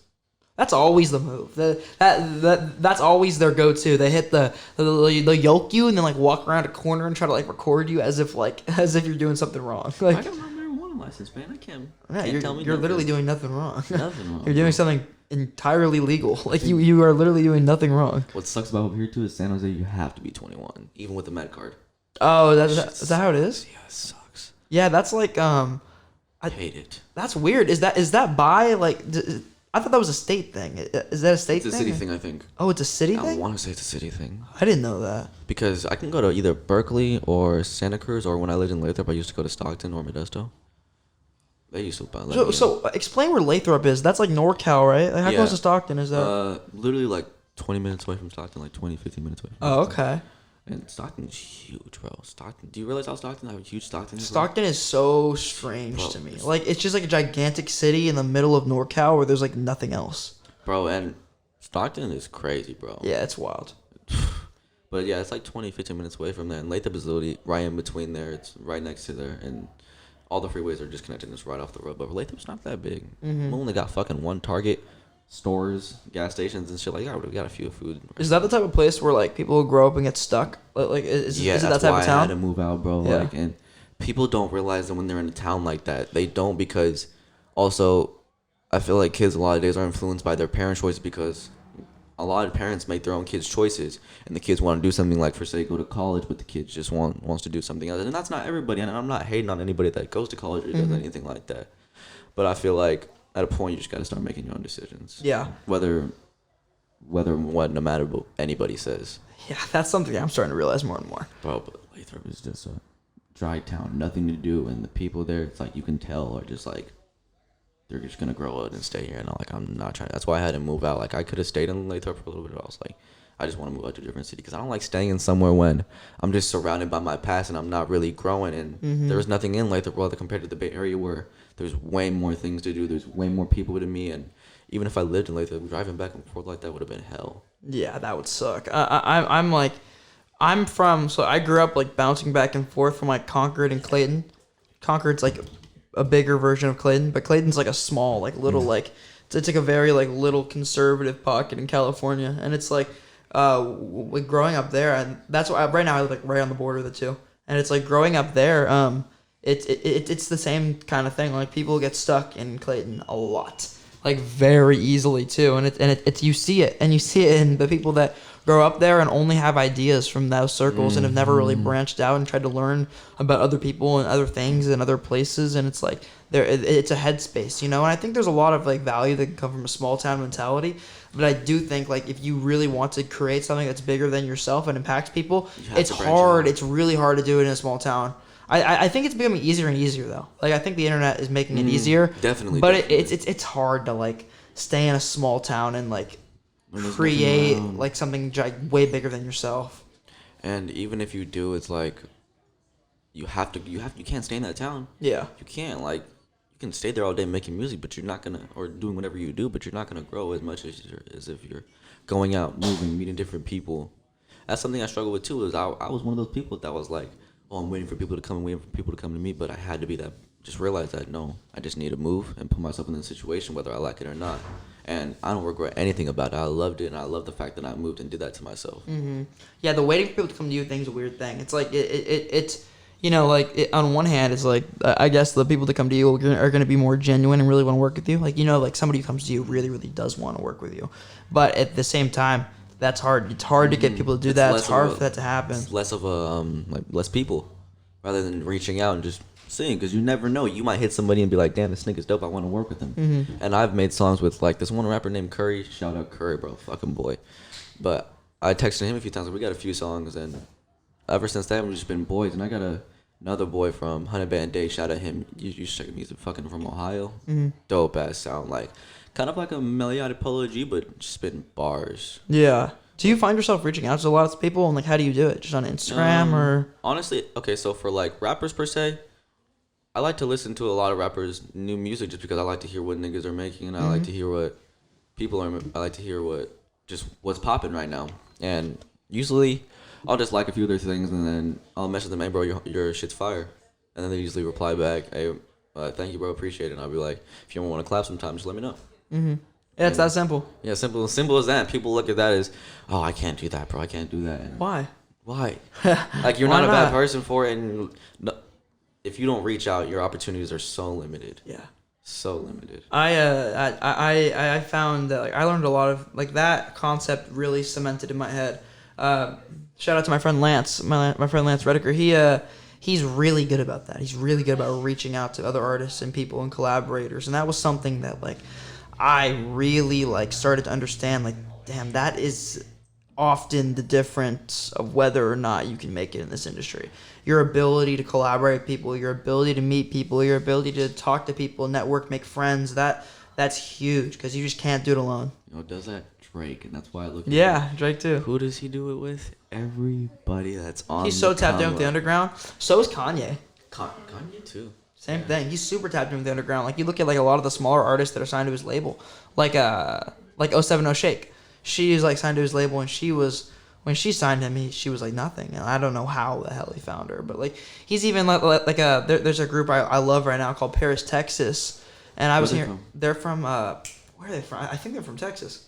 I can't remember where they're from, but they're this duo. I think that's wrong actually. I forget where they're from, but they're this duo, and they're like a hip hop duo. They do like cool like metal rap type stuff, and I think I heard recently that like they were in the studio with Kanye, and it's like cool that he's super like into like the underground like that. Like he's super tapped in that space. It's really crazy and interesting. Sorry about that. I'm just gonna call. Oh, you're good. But I didn't know Kanye was tapped in like that. Oh yeah, super in the underground. Do you know who 070 Shake is? No. Yeah, it's like this artist signed to his label. And I don't know, like there's a lot of smaller artists signed to good music. If you go and like look through their catalog, like on their website and stuff. What kind of music did you like grow up on? Like, what was the first kind of like musical parts of your musical diet? So I'm just gonna like explain what got me into certain types of music I listen to. So my mom R&B, dad was R&B too. So coming from that, I listened to a lot of either Bruno Mars or can't lie, Bruno Mars, but Bruno Mars is crazy. Gonna call me corny or some shit. I don't care, bro. Bruno Mars is fire. Let me think. Lil Wayne. I was on Drake too a little bit. Let me think. After that, I can't really remember what else I got to. Kendrick, obviously top in there. And then slowly from that, it evolved into I heard Cardi, and then I just got into so much more shit. Then I got into Juice World, all of that. But those are probably my rappers that mainly influence what I listen to. Yeah, it was like a very gradual thing. Your parents into music? Yeah, not so much. They just like it, but they're never really into it. Like I was just always around it, but no one in my family's really like into it. After that, when did you first originally start making music? What was your first try like? I want to say it's sophomore year. I was saying I'm gonna make music. I'm gonna make music. I'm gonna make music. And then, like I said, I was always saying I'm gonna drop a song. I'm gonna drop a song. But then I just lagged on it, and it was my own fault. It wasn't anybody's fault. My own fault. I just didn't record it. I was always hesitant to because I was afraid of what people might have think of it. I was very just, I want this to be perfect, but I had to overcome that. Yeah, I feel like that makes a lot of sense in the sense that I mean, almost back to what we were talking about earlier. If you've never made music, it's a really weird process. Like, it's a really unique thing to do. Like, to be in a room or a studio and just have one of these in front of you and be talking into it and singing, that's like a weird concept. Did it take you a long time to get comfortable on the mic? Oh, for surely. And I'm still getting comfortable on the mic. And I feel like what a lot of rappers don't really feel like. My bad, can I go silence my dog? You're good, silence your dog. He said silence your dog. Probably should have just pissing me off when I hear things like that. We'll cut this. Looks fire, huh?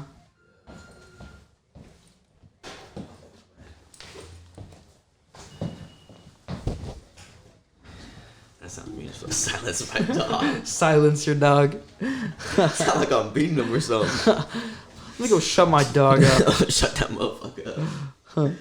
No, what were we talking about again? My bad. Bro, I struggle with that too, bro. I'm trying to remember. Making music. Oh yeah, struggling on the mic. Yeah. I feel like a lot of rappers think that they're just gonna get good one day and they stay like that. But I'm very big on learning every day. And the thing I read in all the books and all the videos I watched is once you stop learning, that's when you stop your growth. Yeah. Like literally, that's second. Because if you're not learning every day, then how are you gonna grow? Mm-hmm. Or if for rappers per se, me like, I'm a workaholic, and if I feel like I don't work on my stuff every single day, like it dims on me, and like it's a very conscious thing that I do. I don't know. I'm just like very hard on myself when it comes to working on things. I think that's a good thing. I also think it's really important to learn ways that you can work on yourself every single day.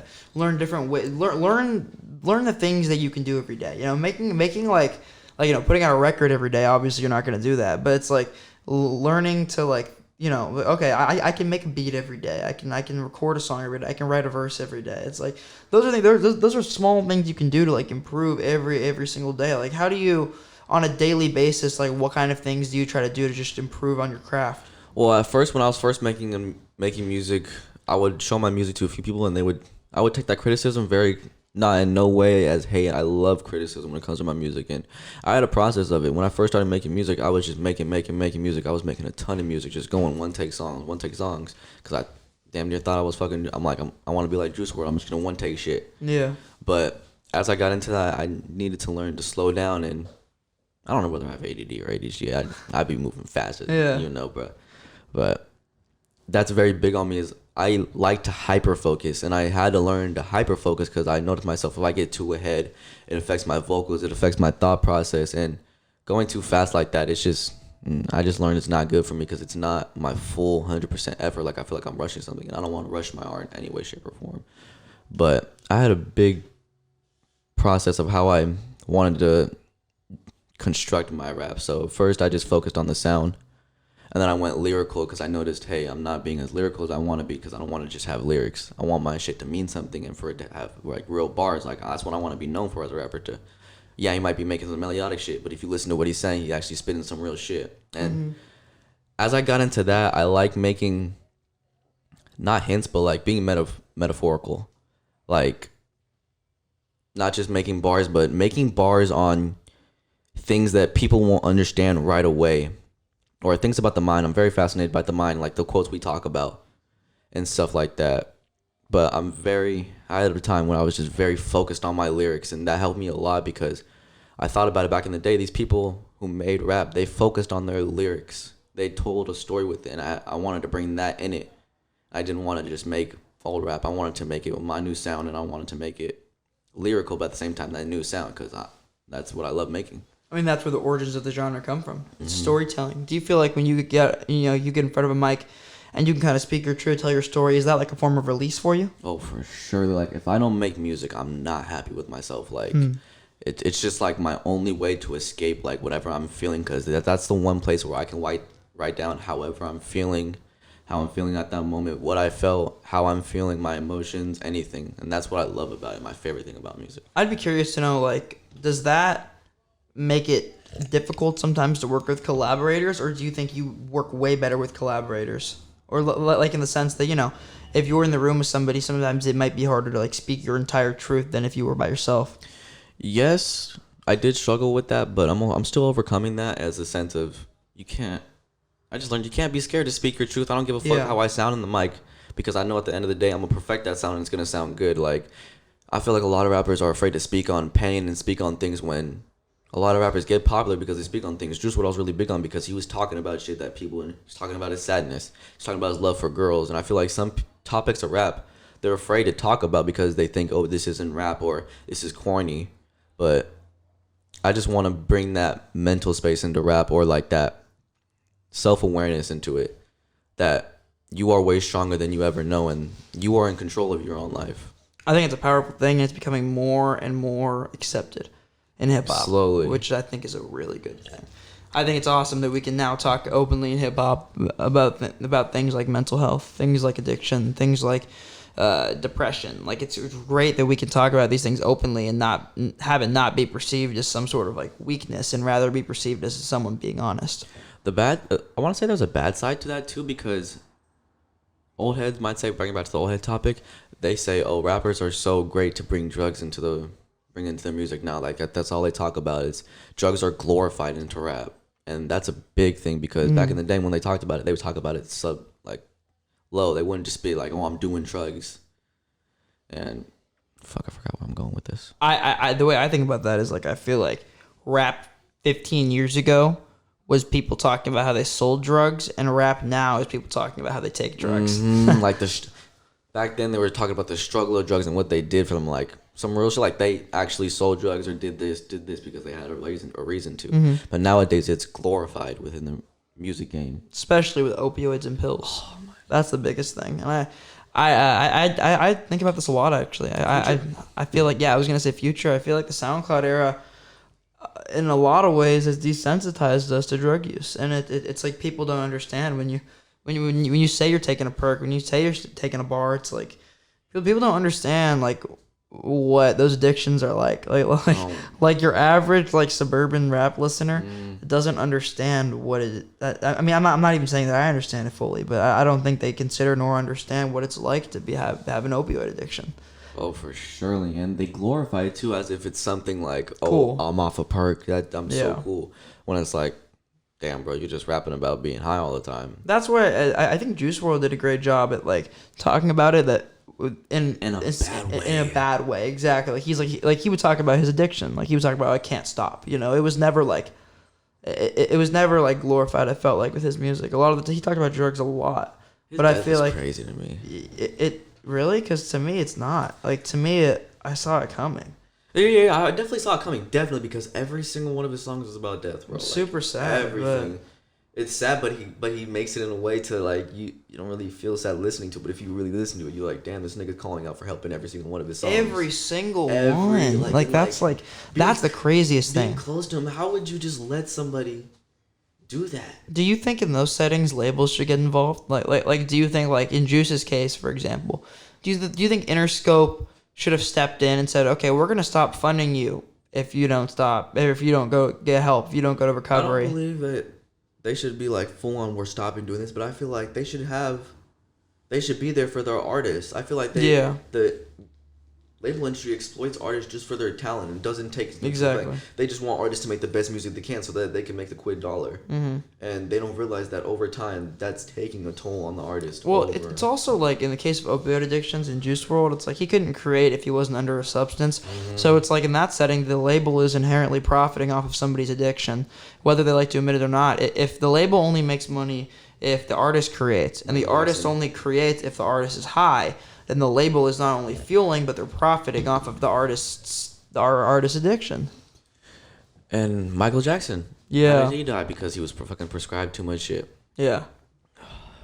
That's another thing. Crazy. It's like people act as if like this is a new thing, you know, but it's like, how can you act as if like hip hop is the first genre to glorify drugs? That's ridiculous. Like, that's so ridiculous. You just have such a lack of understanding of musical history if you think that hip hop was the first genre to glorify drugs, because rock and roll, the original rock and roll, like if not, I'm not talking about like the early 60s when like rockabilly transitioned into rock and roll in America. I'm not even talking about the British invasion. I'm talking about like even past that, like the 60s, you know.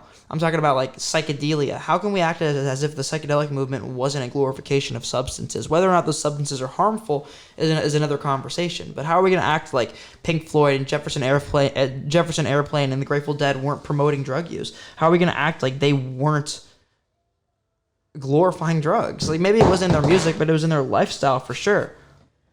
Yeah, for surely. And Future, the whole wave of just Xans.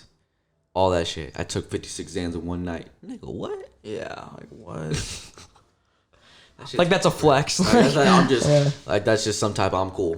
Yeah. But that's how it's portrayed now in the music industry, and it's sad because labels aren't going to say anything or stop it. Mm-hmm. No, it's glorified now to the point where I might get some hate for it, but it's what everybody likes to hear now. I hope labels get in the habit of dropping artists if they have bad addictions, because then they stop funding the artist. And then they probably stop funding their addiction. Yeah, I feel that same way too. And people say Juice WRLD wasn't gonna go to rehab, but I feel like even if he did, it's not even. I mean, I don't even think his addiction's his fault. You know, like I tend to think of addiction as a sickness, as a disease. It's not often the addict's fault. They a lot of the times, if you're in the case of Juice, like if you're born into an environment where this drug use is entirely glorified, drug use is entirely accepted, and it's almost promoted, and you have an addictive personality, how can you expect to not become addicted to drugs? That's true. And honestly, listening to Juice WRLD and Future, it made me want to take drugs because I'm hearing about them glorified and how it feels amazing. I was taking their pain away, and being a young kid listening to that makes you wonder, like, damn, what does it feel like? Mm-hmm. And I'm gonna be straight up honest, things like that are the reason that made me want to try certain substances. Mm-hmm. And I mean, that's not just you. Like, that's all kinds of people. Mm-hmm. Look at, and it's sad to even talk about this, but look at the way that Juice WRLD said that, like, part of the reason he started sipping was because of Future. You know, and it's like that cycle. I remember that interview too. That's like a, and then you've seen, like, I don't know if you've seen the clips of Future talking about it when he just kind of gets into like how, like, you know, he feels guilty in a way for that, but then it's like you start talking about, is that his fault? Is it not his fault? It's hard to tote that line. Mm-hmm. And what was I gonna say? That shit. It's just hard because addiction, people don't realize it, and it's a hard topic to talk about because it's so glorified nowadays, and it's looked at as being cool. I'm off drugs. I'm cool, and people don't realize what's behind that. What's behind someone that's on drugs? What's behind someone that's taking that consistently? Yeah. You don't understand that, like, often they can't create if they're on a substance. Mm-hmm. That's when it gets really, really bad. When an artist is relying on a substance for their financial stature because they can't create without a substance. That's really hard because that's something that's really hard to get out of. You're almost in too deep at that point. And the rap game is so saturated with drugs, glorified drugs. I know so many rappers, not even just big ones, but around here that take drugs constantly, and they just look at it as cool. And seeing that early on in the music industry, I was like, bro, I can't be doing this shit like they do it. Yeah. Like, I'm glad I had those realizations because seeing hella rappers just always on drugs, like, I'm just like, damn, bro, like, yeah, you're making good music, but at the same time, when you're not off it, bro, you're not okay. You really have to have your head sewn on straight. Really have to, like, navigating this industry is hard, especially when you're given those opportunities to take those substances so often and so commonly, and they're so prevalent. It's really, really crazy to get into it, especially as a young kid. If you look at, like, kids in the industry, not just music, but even entertainment in general, there's a reason they always come out addicts. That's no accident. God. And the entertainment industry in general is just like, There's so many people that end up addicts. Yeah. So many. And I feel like... Look at, like, Demi Lovato or, like, Macaulay Culkin or, like, people who Miley Cyrus. Yeah, Miley Cyrus. Like, early Disney stars. Like, Bro, that's crazy how Disney stars, too. The like, Disney effect thing is weird.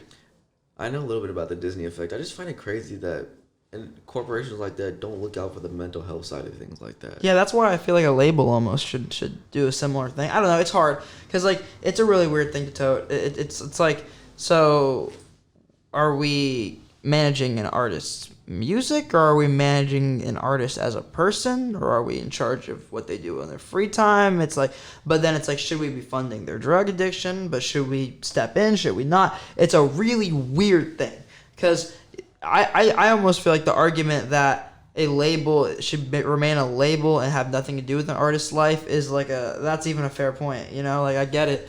But, I mean, if they're in charge of the financial stature of an artist, they're almost inherently in charge of the everything.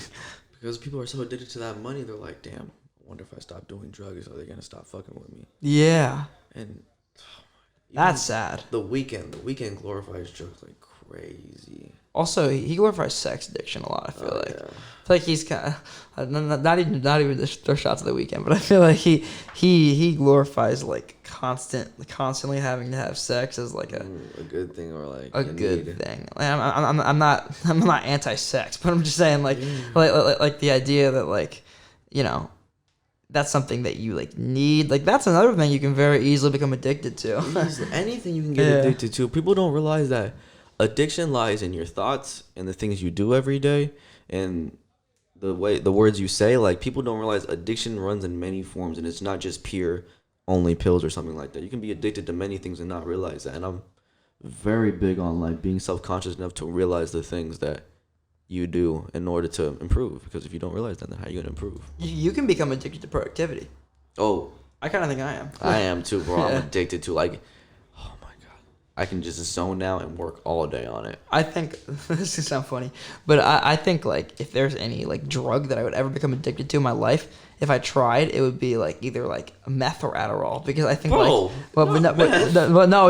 Here's the thing, right? It's like I've never tried it. I'm not saying I would ever do it, but I think if I did, I'd probably become like super addicted to it, never get off it, because you're incredibly productive on those drugs. And I think like I could get way more addicted to like productivity than laziness, or like turning my mind off. Being off Adderall, I was taking Adderall before I even started smoking weed. That shit was. Oh my.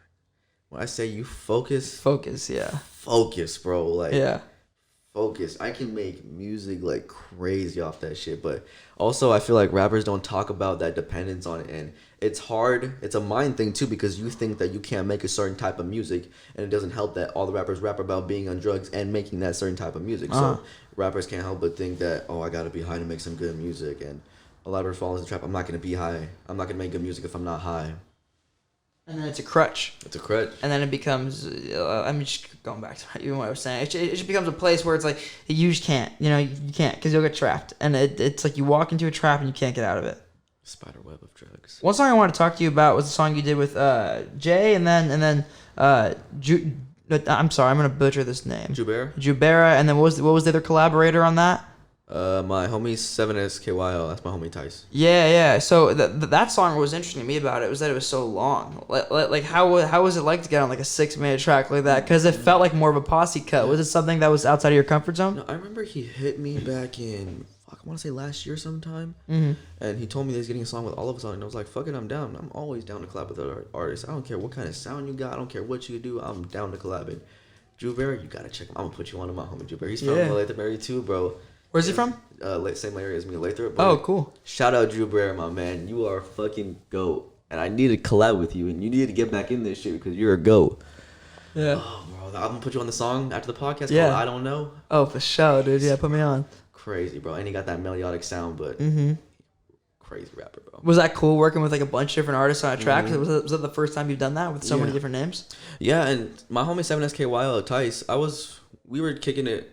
He was the homie I was always kicking it with in Concord for a while. I was always. He's from Concord? Yeah, he's from Concord area. Oh, okay. I think I showed you him one time. I think you said he looked familiar. Yeah, maybe he did. Yeah, he's from Concord area, Concord, Antioch. If he's from Concord, I've probably like I probably have heard of him before. Yeah, he's from San Francisco. He's just like a Bay Area kid. Yeah. But I used to kick it with him a lot, and he showed me a lot in the rap game too. That he was going on trips to tour, and we were recording at this. Not my manager, but my homie. He was his manager, and we would always take trips together. And he wanted to sign me at one point, but I just didn't want to sign because he had signed like 3 of my homies already for a manager, and I just didn't want to put myself in somebody else's shoes until I feel like I'm ready. Yeah. And I wasn't 18 at the time, but even when I turned 18, he asked me, and I was like, cool, it's no, but he didn't take it no way. I think like one thing that's good about having a manager is like I feel like you probably should always have a manager before you even think about signing to a label. 100%. I've always felt that way. 100%. And a manager is going to help you because they can do that reaching out work so that you can focus on your craft. And that homie Jacob, shout out to homie Jacob, bro. Fucking go. If I still want that nigga to be my manager even until once I'm ready, amazing ass person, bro. Showed us a lot of love, bro. It's cool too because it's very different than a label. You know, like having a manager is more like a partnership. It's more like it can even just be like a close homie, just somebody who understands how to navigate the industry. It's very, it's often more genuine than a label. It's hard to be friends with like A&Rs, or it's hard to, as an artist, it's hard to be friends with A&Rs. It's hard to be friends with like label execs, whereas like you can be best friends with your manager, and that's a good thing. We were close homies, and I literally just called him yesterday, and we keep in contact. He's in Vegas right now, just working. But amazing ass person, smart ass person too. I just be losing my train of thought. Do you get so when you're creating, do you get more of your inspiration from other music or like outside sources? Because I know you're a big reader. Does that play into any of your inspiration at all, or like movies or anything, or is it mostly just music? Honestly, I try to look at it as a thing of pure art, and what I mean by that is I take everything into account. I feel like you can get inspiration out of anything, but you have to have that eye for it, and you have to really not train yourself in a sense, but just open up your mind to look at things for inspiration. I find inspiration when I go back home and chill with my family. I find inspiration when I'm going out for clothing. I find inspiration on Instagram. I find inspiration everywhere and everything. I try to incorporate that in everything. Yeah, about your clothing a little bit. So talk about the role you play in Not All Can See. So I can remember the name. Is that like that's more of you and Jay's partnership, correct? Or like you guys? So you guys have put out the one drop, correct? The ski mask, and then like, are you looking to put out more stuff soon, or how's that going? It's going amazing right now. It's very slow, but we're not focusing on it too much in a sense where we want to go all clothing because we still got music that we want to focus on. Both of that is our main passion. So taking it very slow at the same time, but we do got 2 drops coming up. We got clothing and 6 pairs of custom 101 denims. That's fire. Are you like really big into fashion and streetwear and stuff? And how'd you first get into that? See, I wasn't into it as a kid as much. But I don't know. I think it was just seeing my homies dressed different in the Concord area. Like my homie Tice, he was heavily into fashion, and I don't know. I want to say Playboy Cardi was a big influence on that too, because seeing them dress different, and it just drew me to it. And as I got more into the fashion industry, I fell in love with Virgil. I've watched a lot of interviews of that. And, rest in peace. And the reason I love it, rest in peace, my man, fucking goat. And the reason I fell in love with fashion so much because I looked at it as the same thing I looked at music as a form of expressing myself. And honestly, I never really see myself designing clothes, and it just really happened. And I just had a passion for it, and I was like, fuck it, I'm gonna do it. I think a lot of people don't understand that like fashion is at its core like an expression of yourself. It's definitely a form of expression. And fashion has influenced so many ways. Fashion is like propaganda in a sense. Yeah. And fashion is damn near like music. You can put your ideas into it, and you can express it. You can try and throw symbolism in it.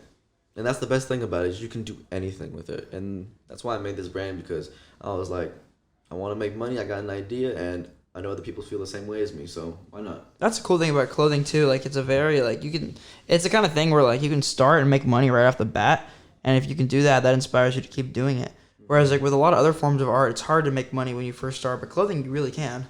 Yeah, clothing you really can, because as long as you just have like close homies or friends, not even that many, you just need a few, share your shit, and people are gonna buy it as long as you're not overpricing and trying to make it some Louis Vuitton thing when you first start off. I mean, I'm not hating on anybody that does that, but you got to work your way up. And I actually met the CEO of Under Armour, and I was like, "Hey man, you got any tips for a clothing brand? I'm starting to come with a clothing brand." He's like, "Consistency." Wow, how'd you meet him? He showed up at my store. when I worked at. Oh, what? Yeah. That's fire. What the hell? So he's like consistency? Yeah, he said consistency. And I asked him, like, what was the number one thing that would help me? Like, just consistency. That makes sense. I think you get that. Very bland, but like. But I mean, that applies to anything. Yeah, like honestly, like there isn't even that much like more to be said on it. I let down. I was like, yeah, bro, just one word. Consistency. Hey man, that's if he's gonna give you a one word answer, that's a pretty good one word answer though. That's why I wasn't mad or anything. I was like, damn, I needed to hear that. Yeah, that's cool. Under Armour is interesting. They're like them as a brand, the way they've pivoted is kind of cool. Like I feel like they used to be all sports, but now it's like I see Under Armour pivoting and doing more stuff that's like streetwear, like incorporated. Even like another good example of that is like Asics. Like Asics is interesting because they're just a running, it's a running shoe, but now it's like people are starting to like wear them as like streetwear, wear them in a fashion sense, and it's like they're like I find that it seems like the brand is all for that. What other brand am I thinking that it's not called acrylics? That one with the little bone thingy on thing that's like waterproof jackets. Do you know what brand I'm talking about? Arctic, yeah. I don't know if that's how you pronounce it, but they were a backpacking brand, and now they're getting like really big in fashion, yeah. And that's why I love it, because I want to get to that point where I'm in that little fashion world. I want to go to fashion shows. Like, even though as a kid I was never really into it, now I don't know why I just have so much passion for it. And I never really did, but I don't know where that passion came from. Honestly, I think it came from my grandma, who's now passed, and when I say I wasn't always around like clothing and all that, I was always around like sewing. I was always around her making things. She used to make bags. She used to make clothing. She would fix something if it ripped on mine. And seeing that early on, I think it lightweight influenced me. And then when she passed, it just influenced me even more to do it. I feel too that those two worlds are colliding more than ever right now. Like fashion and music. Oh my!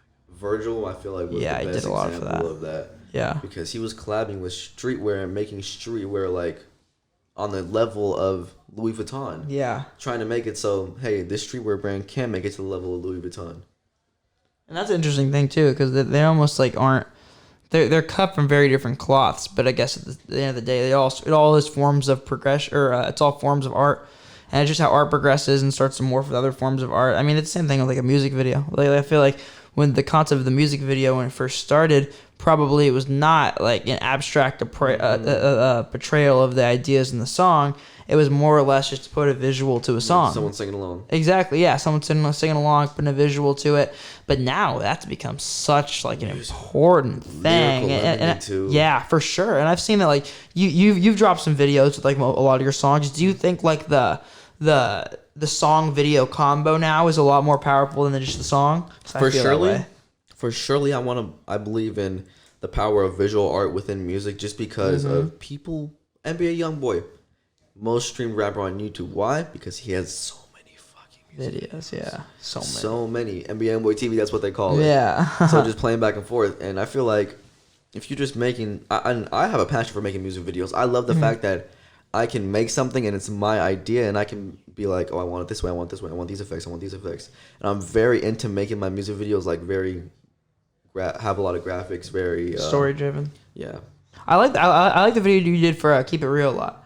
That was cool. So that was two songs, correct? Mm-hmm. So why do you want to put those two together? Like, what about those two made you think that they would just flow well together? Honestly, I just wanted to put them together just because I was like, I got these two songs. Yeah. No, I think it was meant to be two music videos, but my homie made it one, and I was like, all right, we'll run with it. I was just like, whatever. I thought it was cool. I like the beginning where like he's sitting on the bed watching the TV and stuff. It was cool. Yeah, a lot of people. I like the idea of like short films being more for the music videos. I think it's cool that like a music video can be more than just like somebody singing their lyrics. Like it's cool to have a story-driven video, I think. And you look at all the music videos now that are popular, they all have some crazy effects, some crazy story. That's what makes a music video catchy, like LSD A$AP Rocky. You know how many people love watching that video high? Yeah, exactly. I love it. It's like an atmosphere. You're building a collective identity with the song. It's not just the song, it's the song and the aesthetic of the song. How it makes you feel, and it all plays a part into it. It's the entity of it. Who that video for the Keep It Real video, did you direct that? Did you shoot it? Who shot it? Who'd you work with that? My homie just texted me. Shout out my homie just texted me. We just filmed a video. Had a rush on the way. And that's my close homie. I met him back in Concord. My homie Tice put me on to him, and we've just been ever cool since. And he makes music too, but he makes that like that Little Peep type music. Oh, okay. In a sense. That's cool. But he films all my stuff good. He has an amazing camera eye. Mm-hmm. Like, he has very good clips, very good cameras. We filmed that together, and then we filmed the recent one, Head Rush. Other than that, we just been kicking it in. I think I made a few songs with him. I don't know if I have them, though. Mm-hmm. But that's the main one who be filming my videos. Or I got another guy that I want to try right now, Jojo. Shout out my homie Jojo. I need to film with you ASAP. But he's filmed with a couple famous people. Did he edit those? Lee? Yeah. Yeah, he's edited those. Oh, okay, cool. Yeah, that's another whole thing with the editing. I feel like there's different ways to edit a video and like just I don't know, aesthetically. It's adding aesthetic to music and it's adding aesthetic to yourself. It's like I think that's why videos and fashion are becoming such a bigger part of the music industry. It's like because they're extensions of yourself and branding yourself as a person. If you can get people interested in yourself, they're automatically going to be interested in your idea. Exactly. That's why people love Cardi so much, because they love him. Mm-hmm. They don't just love the music; they love him. I love the concept of 1,000 true fans. Like I love the idea that like if you have 1,000 people that consume everything you put out and buy everything you put out, you can be a full-time creative in any capacity. Easily, I believe in that heavily too, and I feel like back to the whole rapper thing. I feel like people forget you don't have to be giant and big on Drake level to make it. You just have to have a good fan base, and that's something I've been trying to focus on recently as a music is building a fan base. Building a straight fan base. Because I feel like if you go to a label or something and you don't have a fan base, how are you gonna? No, of course. Yeah.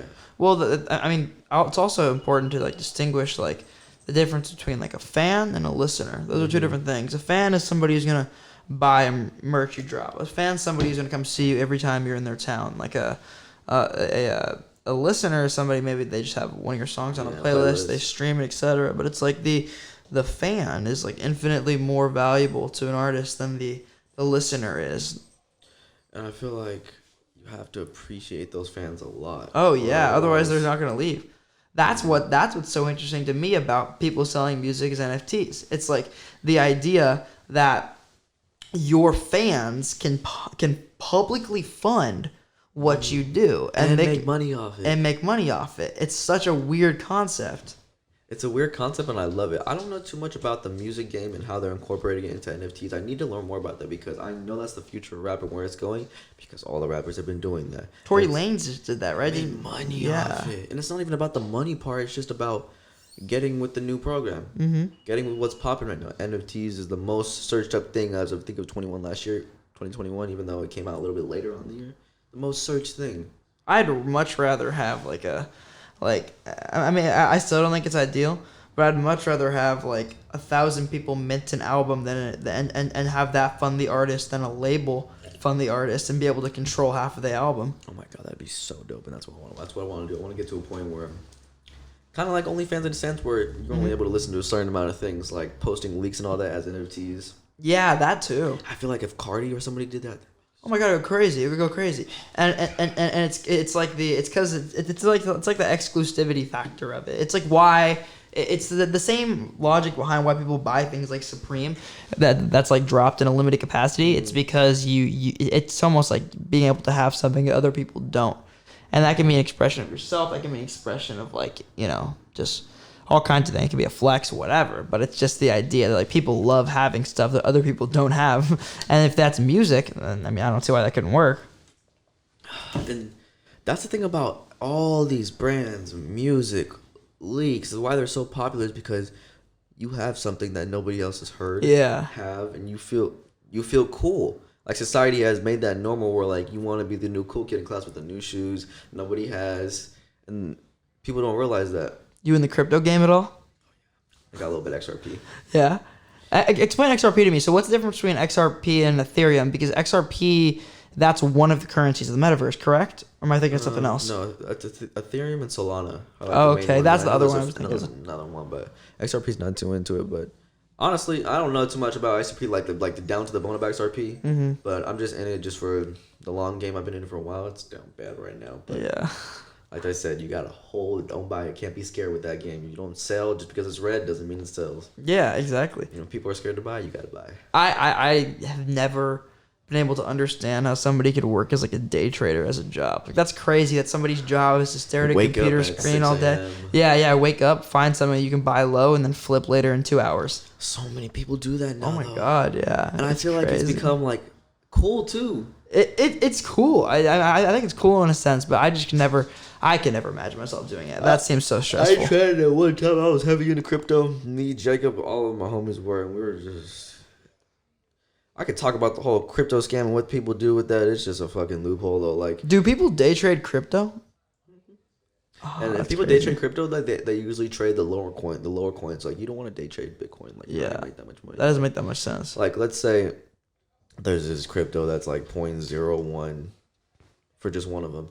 You buy $100 worth of that crypto and it goes up 100%. That's like $1,000 right there. Yeah. Versus Bitcoin, it'll only be up like $100. Yeah. So it's not really fucking worth it. It's also weird to understand that these things aren't like physical currency. I was talking to a friend about like the idea that he was making the argument that like he doesn't think crypto will ever become like the centralized form of currency in like America or any other first world country because of the fact that it's very like it's not. It can just be deleted in the sense that like, what if the internet just like turned off tomorrow? Like that could happen. Like that's like one of the biggest threats to world war is if like somehow all of the internet servers in America were just wiped out tomorrow, and then crypto has no value. And people say the next war is going to be over information. Yeah. And here, I beg to differ on the whole crypto thing. It's not going to be, because if you notice, companies are slowly starting to take it. For sure. They're starting to tax it. Didn't I'm trying to think of who. I think it was who was it? I think it might have been Rob Gronkowski. It was some football player just got his, or maybe it was Matt Stafford. I can't remember who it was, but like I remember some football player. I was reading about how he just got his like most of his salary for the year in Bitcoin. Like he asked for it in Bitcoin. That's smart as fuck. I ain't gonna lie. Yeah, that's smart. That's smart. I ain't gonna lie. I'd do that. Flavor personally be like, we'll give you this amount of money. Give me Bitcoin. I wonder if that's happened yet. Like I wonder if labels have started paying people in Bitcoin. There's got to be some artist that was able to negotiate like, okay, I'll sign this deal if you pay me all my dividends in Bitcoin. And I don't know. Bitcoin has become so fucking big. I feel like it's gonna reach that point. I feel like we're gonna evolve from a society of cash. Mm-hmm. I feel like it's just meant to happen. I could see it. I mean, the appeal, right? Like my understanding has always been like that. The appeal is that it's non-regulated, right? Like government, it's not government regulated. Mm-hmm. So like the government can't really like control you. Yeah, they can't really like. I don't know. It's very complicated. It's a hard thing to understand. Like it's one of those things that I think in like 20 years everybody will have a universal understanding of, but right now it's so new and so early and so like specific that like it's hard to understand because it's such an early stage right now. Yeah, and even for NFTs per se, it's still early. People want to hop in NFTs, but I don't know if it's too late. It's not too late. This shit just started like last year, and that's the thing about people. I feel like people are always hesitant to get into something because they think either it's not going to work out or they just try one time and just give up. Yeah. Literally. It's like the whole like in too late mentality I think is dumb. And I feel like people talk about that in music too. It's also or like there's so many rappers, like how could I make rap music? It's like this space is so infinitely big. There will never be a time where you can't make music work. That's like saying how can I get a job? There's too many people that work jobs. It's exactly. Like the same thing. Yeah, it is. It really is. A lot of people, and it's sad because people wait too. They're like, oh, I'll do it. I mean, kind of even what you were talking about. It's like people will just wait forever. Like, oh, eventually I'll do it. Eventually I'll do it. Eventually I'll do it. It's like, no. Sometimes you gotta just do something, man. Like, you just gotta jump on it. One thing I'm big on, like, if people have jobs, a normal job, I'm not discriminating against you. I'm got no hate towards you. Do your thing. Having a good, stable job is not bad, and I feel like that social media has played a part into that, making it seem like having a normal job is not looked upon as you're cool, being this and that is you're cool, and I feel like it plays with both genders at the same time. And people just are money addicted. They want it right now, but they don't realize what it takes to get that, whatever they want. Mm-hmm. Yeah, they see the end goal and not what led up to it. I think people look at that too when they look at people with gigantic platforms, be it online or in real life or whatever. When somebody's built something gigantic, they just see what it is now. They don't see what it was 10 years ago. They don't see the grind and the person that put their head down. That's why it kind of bothers me sometimes when people are like, wow, that artist blew out of nowhere. That artist blew up out of nowhere. Like it's like, no, very, very rarely does that happen. It's just like random now. Very rarely does it happen that an artist like blows up overnight. We see the overnight. We don't see the 10 years before. You know, like Jack Harlow's a great example of this. Like we saw the overnight with What's Poppin' and like how he just got really big all of a sudden. But it's like, I mean, if you look back into like how long that guy's been making music, like he was making music in high school when he was, or in middle school when he was like 12 years old. God damn. He put in like 10, he put in like 10 years of overnights for that one overnight to be the one that everybody saw. Oh my God. And see, that's just dedication though. And I feel like I'm big on jobs is they pay you to forget your dream. Yeah, literally. Literally, like they provide you with the salary and you get comfortable and just your dream just slowly fades away and people are like, oh no, I'm gonna do it. Yeah, you're gonna do it, but when? I mean, you become an asset. I was talking to Mateo about this earlier. Like, you become a business asset and no longer a person. They forget that you're an individual and you're a human and you believe things and you have hopes and dreams, etc. And they just start to think of you as an asset, as a way for them to make more money. It's a way to profitize, a way to privatize, and it's a very sad thing because we need to think about people as people, not cogs in a system. You know, like an Amazon employee isn't just an Amazon employee; they're a human being. That's kind of why I made my brand Not All Can See, because not everyone, I'm very big on not everyone is going to see your vision. But as long as you can see it, and I learned this from like a Drake interview, I'm very big on whatever you're pursuing, entertainment-wise or passion-wise, people say, when I say I don't have mentors, I have mentors. I watch just interviews. I've watched so many interviews to Young Thug, to Lil Wayne, to Drake, and learning things like that from those people. Don't realize how much you can learn and how much you can incorporate what they do into how you work. And I feel like that's big because you have to learn off of those people. Even though you might not be face to face with them, they can still teach you little things in interviews, and they can also just very big on projecting your own reality. You can start putting yourself in that reality. Like Drake said, I used to rent like a $6,000 Bentley, and then he finally bought that. Yeah. Just to look all clean in the music videos. It's like manifesting. It's like I always say that, like, if you don't believe in your dream, how can you expect anybody else to? It has to be real in your head before it can be real in person. You have to be able to see what you want in your head before you can make it a reality. But the biggest thing is separating yourself from that goal, I feel like, just because. What do you mean? Like separating yourself from the end goal and staying in the present moment. Not thinking the end goal is just right there and reachable, but really separating yourself and breaking down what do I need to do step by step to get to this, because back to the 0, don't focus on going from 0 to 100, 10 to 20, 20 to 30. It's every day. What can I do now? What can I do? And the thing is, what's sad is people aren't willing to take 10 years to build something amazing. We live in a society that wants stuff like that. They want instant gratification. And it's the social media fueled age where people want to, like, you know. They see it and they want it. Yeah, exactly. They see it and they want it. Like, there's a dream. They think, oh, I can do this for a month and then I will have achieved this dream. That's kind of ridiculous. Like, that doesn't happen very often. It's very, very, very rare, especially in the world of business.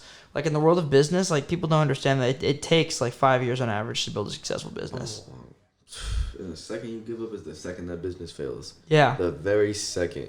I don't believe in failure. I think that failure is a state of mind. Because failure is something that isn't a reality until you accept that it is. You know what I mean? Like you. For that, my man. like until you stop chasing your dream, you haven't failed. And also, I feel like the day and age we're in is a lot of people are ashamed to be different or ashamed to be like, this is what I'm doing, and they're ashamed of what people think. And a lot of people can't realize that because it's me seeing it in friends and just different people I'm around. I can see that they want to do something, but they're afraid of what other people think. Yeah. And that's a hard thing to let go of. And you can't tell them that because they don't realize it. Yeah. It's part of like letting your ego dissolve. Like being able to like look at what people say and what people think of you and just not. I mean, maybe it's hard to not care. You almost can't control if you care or not, but it's learning to accept that you're willing to be judged. You know, like I don't think I think it's kind of ridiculous to be like, oh, like, I don't care what anybody thinks of me. I don't care what anybody says. Like, I don't give a fuck. Like, I don't know about that. I don't know if that's even possible. I think, but what you do have to learn to do is like trust that your opinion of yourself is more important than other people's opinion of you. Your self-perception is infinitely more valuable than outside perspectives. I feel like a lot of people struggle with it. Like, a lot of people, they'll have this belief of themselves, and then one person says one thing, and it just goes all down the drain. Yeah. All of it. And a lot of people struggle with believing in themselves, and I feel like we're not taught that in society as truly believing in yourself. It's hard. It's a really hard thing to do. Oh yeah, it takes practice. I love this. There's a Robert Plant quote. It's Jimmy Page. There's a Jimmy Page quote. He says, "I don't believe in myself. I believe in what I'm doing." I think that's powerful. Yeah, isn't that powerful? I think it's really important to like find something and latch onto something that you think can change the world. You have to find something that you think can change people, change their perspective, change the world around you, and shape it to the things that you believe. That's incredibly important. You have to have something you love. If you want to change the world and you want to like build something bigger than yourself, you have to love what you're doing, or you'll never make it. You'll never make it. And you can hear that in underground rappers when they don't love their rap. You can hear that stuff. You can hear when people don't really love something, and you can just tell by the way they talk about it. They're passionate about it. I mean, you can definitely tell when somebody's doing it just to kind of, be cool. I don't even want to say that, but it's like it happens. People. It's sad, but it happens. People sometimes make music because they want to be perceived as a musician, and not because they want to make music. And that's sad. I think like I don't think you should do something to be perceived as something ever. You should do something because you love it and because it's what you want to do and because of what you want to. So you want to build something. Yeah, that's big with me. Is I had to separate myself from wanting it. Now I struggle with that. I was not pitying myself, but just like I'm a real workaholic. Like if I'm not working constantly every day on it, I feel like I'm not doing enough. I totally relate to that. And I just had to overcome that. Because if I don't overcome that or think about that, then it just takes a toll on me mentally when I'm not working on something. I feel the same. And then I can't work on my art with as much passion as I do. You drive yourself insane. I'm terrible with this. Like this is something that like I really struggle with. It's like learning to chill. Like learning to like I'm not good at it. Like learning to like just trust in something, trust in whatever you believe in that it'll come. Like trust in the fact that like it be it a god or be it manifestation, whatever. Just trust that like things will happen and you don't have to like spend every second of every day doing something. That's a hard thing to overcome. And a lot of people struggle with that trust because they don't see immediate results. And I struggle with that, is not seeing immediate results and be like, damn, is this shit even worth it? But if you focus on just results, then how are you gonna focus on your own craft? And that's when you start to get to a place where you're bouncing back and forth from like passions and ideas and like stuff like that. It's like not being able to settle on one thing and truly put your head down and work for it for a very, very, very long time sort of means that you'll never really be able to create something great. Great things take a lot of time. It takes a lot of time to build. It can't be overnight. And if you're not willing to accept that you'll never be in it long enough to create something insane and something extremely powerful, I don't think. Being a big philosophy head and incorporating that into art, like, you know what flow is? Yes, the flow state? Yeah. Bro, I'm very big on that, like, very big on that when it comes to, like, making all music, like, and I'm able to go in and out of it, and I love going in it because once I'm in it, it feels like there's no time, and I'm just working on my pure craft. Like, that's like a drug to me. Mm-hmm.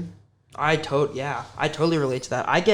I find, do you think there's times of, like, the day and times of, like, different headspaces that where you more easily can tap into a flow state? Because I feel like that. Easily, yeah. It also depends on my mood, what happened that day, and also, but I don't know, I'm one of those people that believes is every day is a good day, but you tell yourself that every day. Yeah, so, I like that. Every day is a good day. Yeah, I mean, every day you wake up is a good day, right?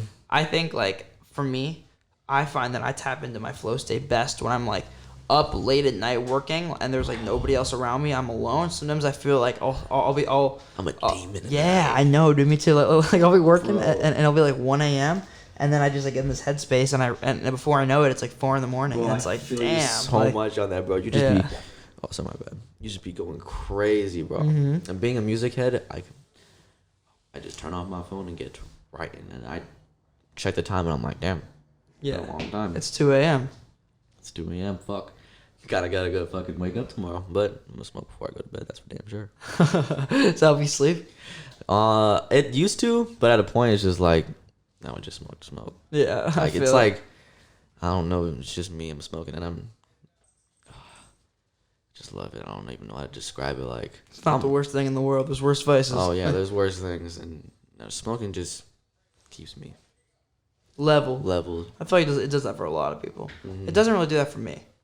Like, and I think there's nothing wrong with that. Yeah, and I think I've come to realize that. Like, it definitely, like, I don't know. Like it definitely doesn't do that for me. But I totally respect and see what it does for other people. And I think there's a lot of people who, like, get a lot out of it. I think that's a beautiful, beautiful thing. I feel like it's sad that we don't perceive this as a medicine.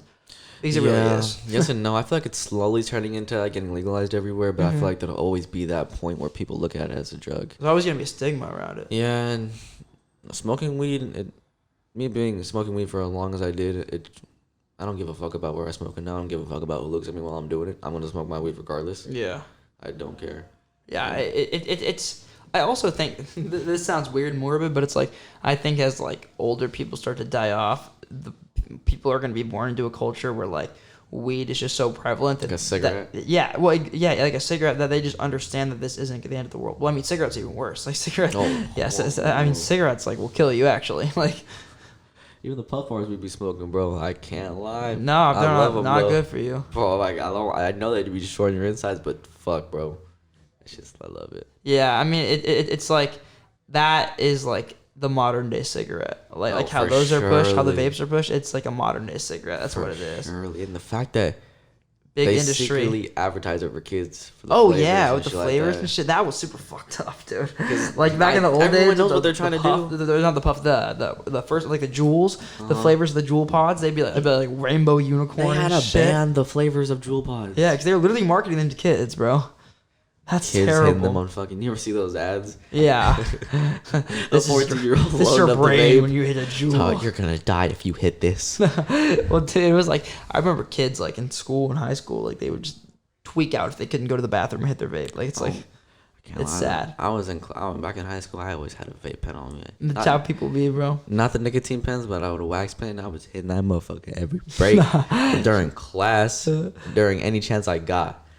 Smoking before school. Oh my god. I had this kid in my math class, my sophomore year of high school, and one time him and one of his friends were like messing around in our class, and my friend it wasn't my friend, but some random kid, like his friend, went up and kicked his backpack, and I don't know how, but he broke the cart in his wax pen, and it just like started leaking everywhere, and it smelled so in the class. In the class, it smelled so bad, bro. Bro, crazy. Everybody was like, "What is that?" I've gotten searched 2 times and I've only gotten caught once. So this is a crazy ass story, right? The time I did get caught for shit, right? It was senior year, and I think I was selling edibles at the time. I was selling edibles at the time, and I gave this kid this edible, and he fucking gave it to a girl, but he didn't tell it. He didn't tell the girl it was a fucking edible. Oh my god, that's terrible. I gave it to him, but he didn't tell the girl it was edible. I had no knowledge of this at all. He's like, here's this brownie. Yeah, apparently just drugged her ass. That's awful. Bro, she went to the hospital. Bro, she probably is like she probably had no idea though, bro. Like she like she was freaking out. Yeah, well, dude, I'd be freaking out too if I had no idea why I was high. Like imagine you're just what's happening? Yeah, exactly. Like you have no idea why you're high. You're just like that's terrible. Oh my god. Ambulance all comes, and then somehow my name gets brought up that I had them. This kid snitched you out. Yeah, they bring me in, and it was early morning. I was like, fuck, I didn't even know they were gonna come and search me, and I tried to hide shit. Oh yeah, I did hide shit. I hid the shit in my pants. I stuffed shit in my pants, but I had a little joint in there. And when they searched my backpack, they found the joint, but they also found a knife. And I wasn't the type of crazy ass kid to bring a knife to school. I had the knife because we used to split blunts, bro.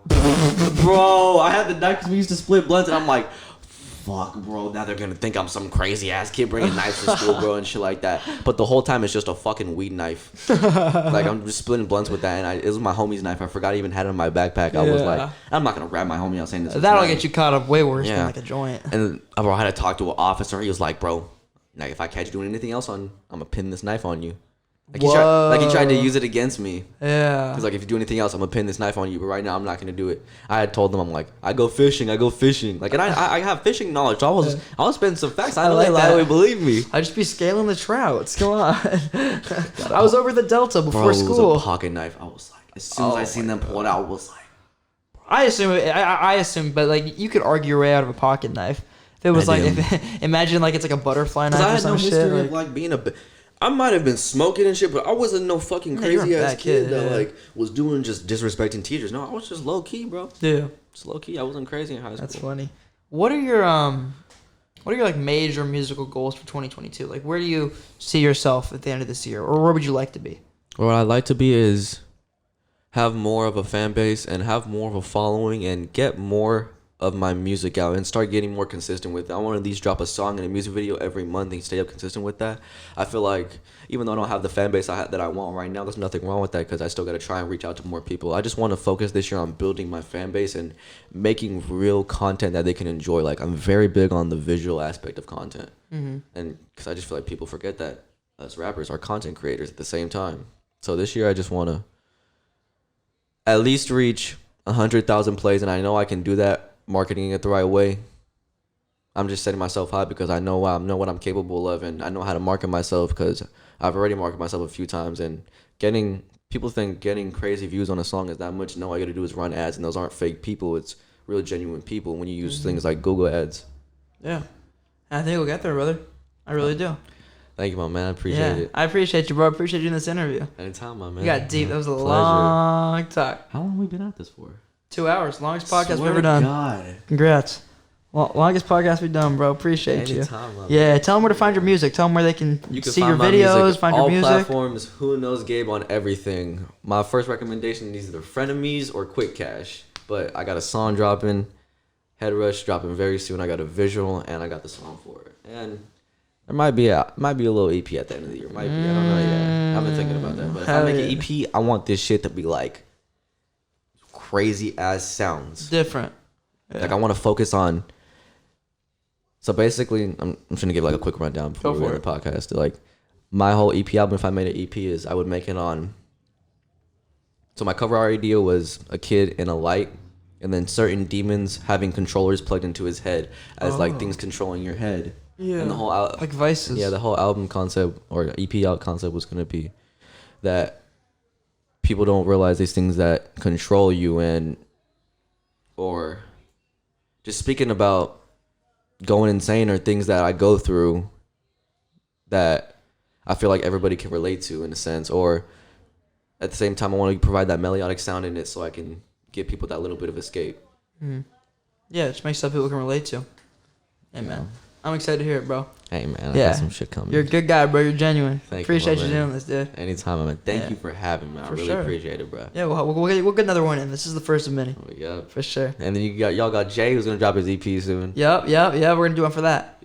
Bro, yes, that's tight. Yeah. And we got to do a little bit behind the scenes, too. Oh, for sure. Nice studio session. We'll be tapped in. Lots of stuff to come. Oh, yeah. All right, bro. Appreciate you. Thank you. Man.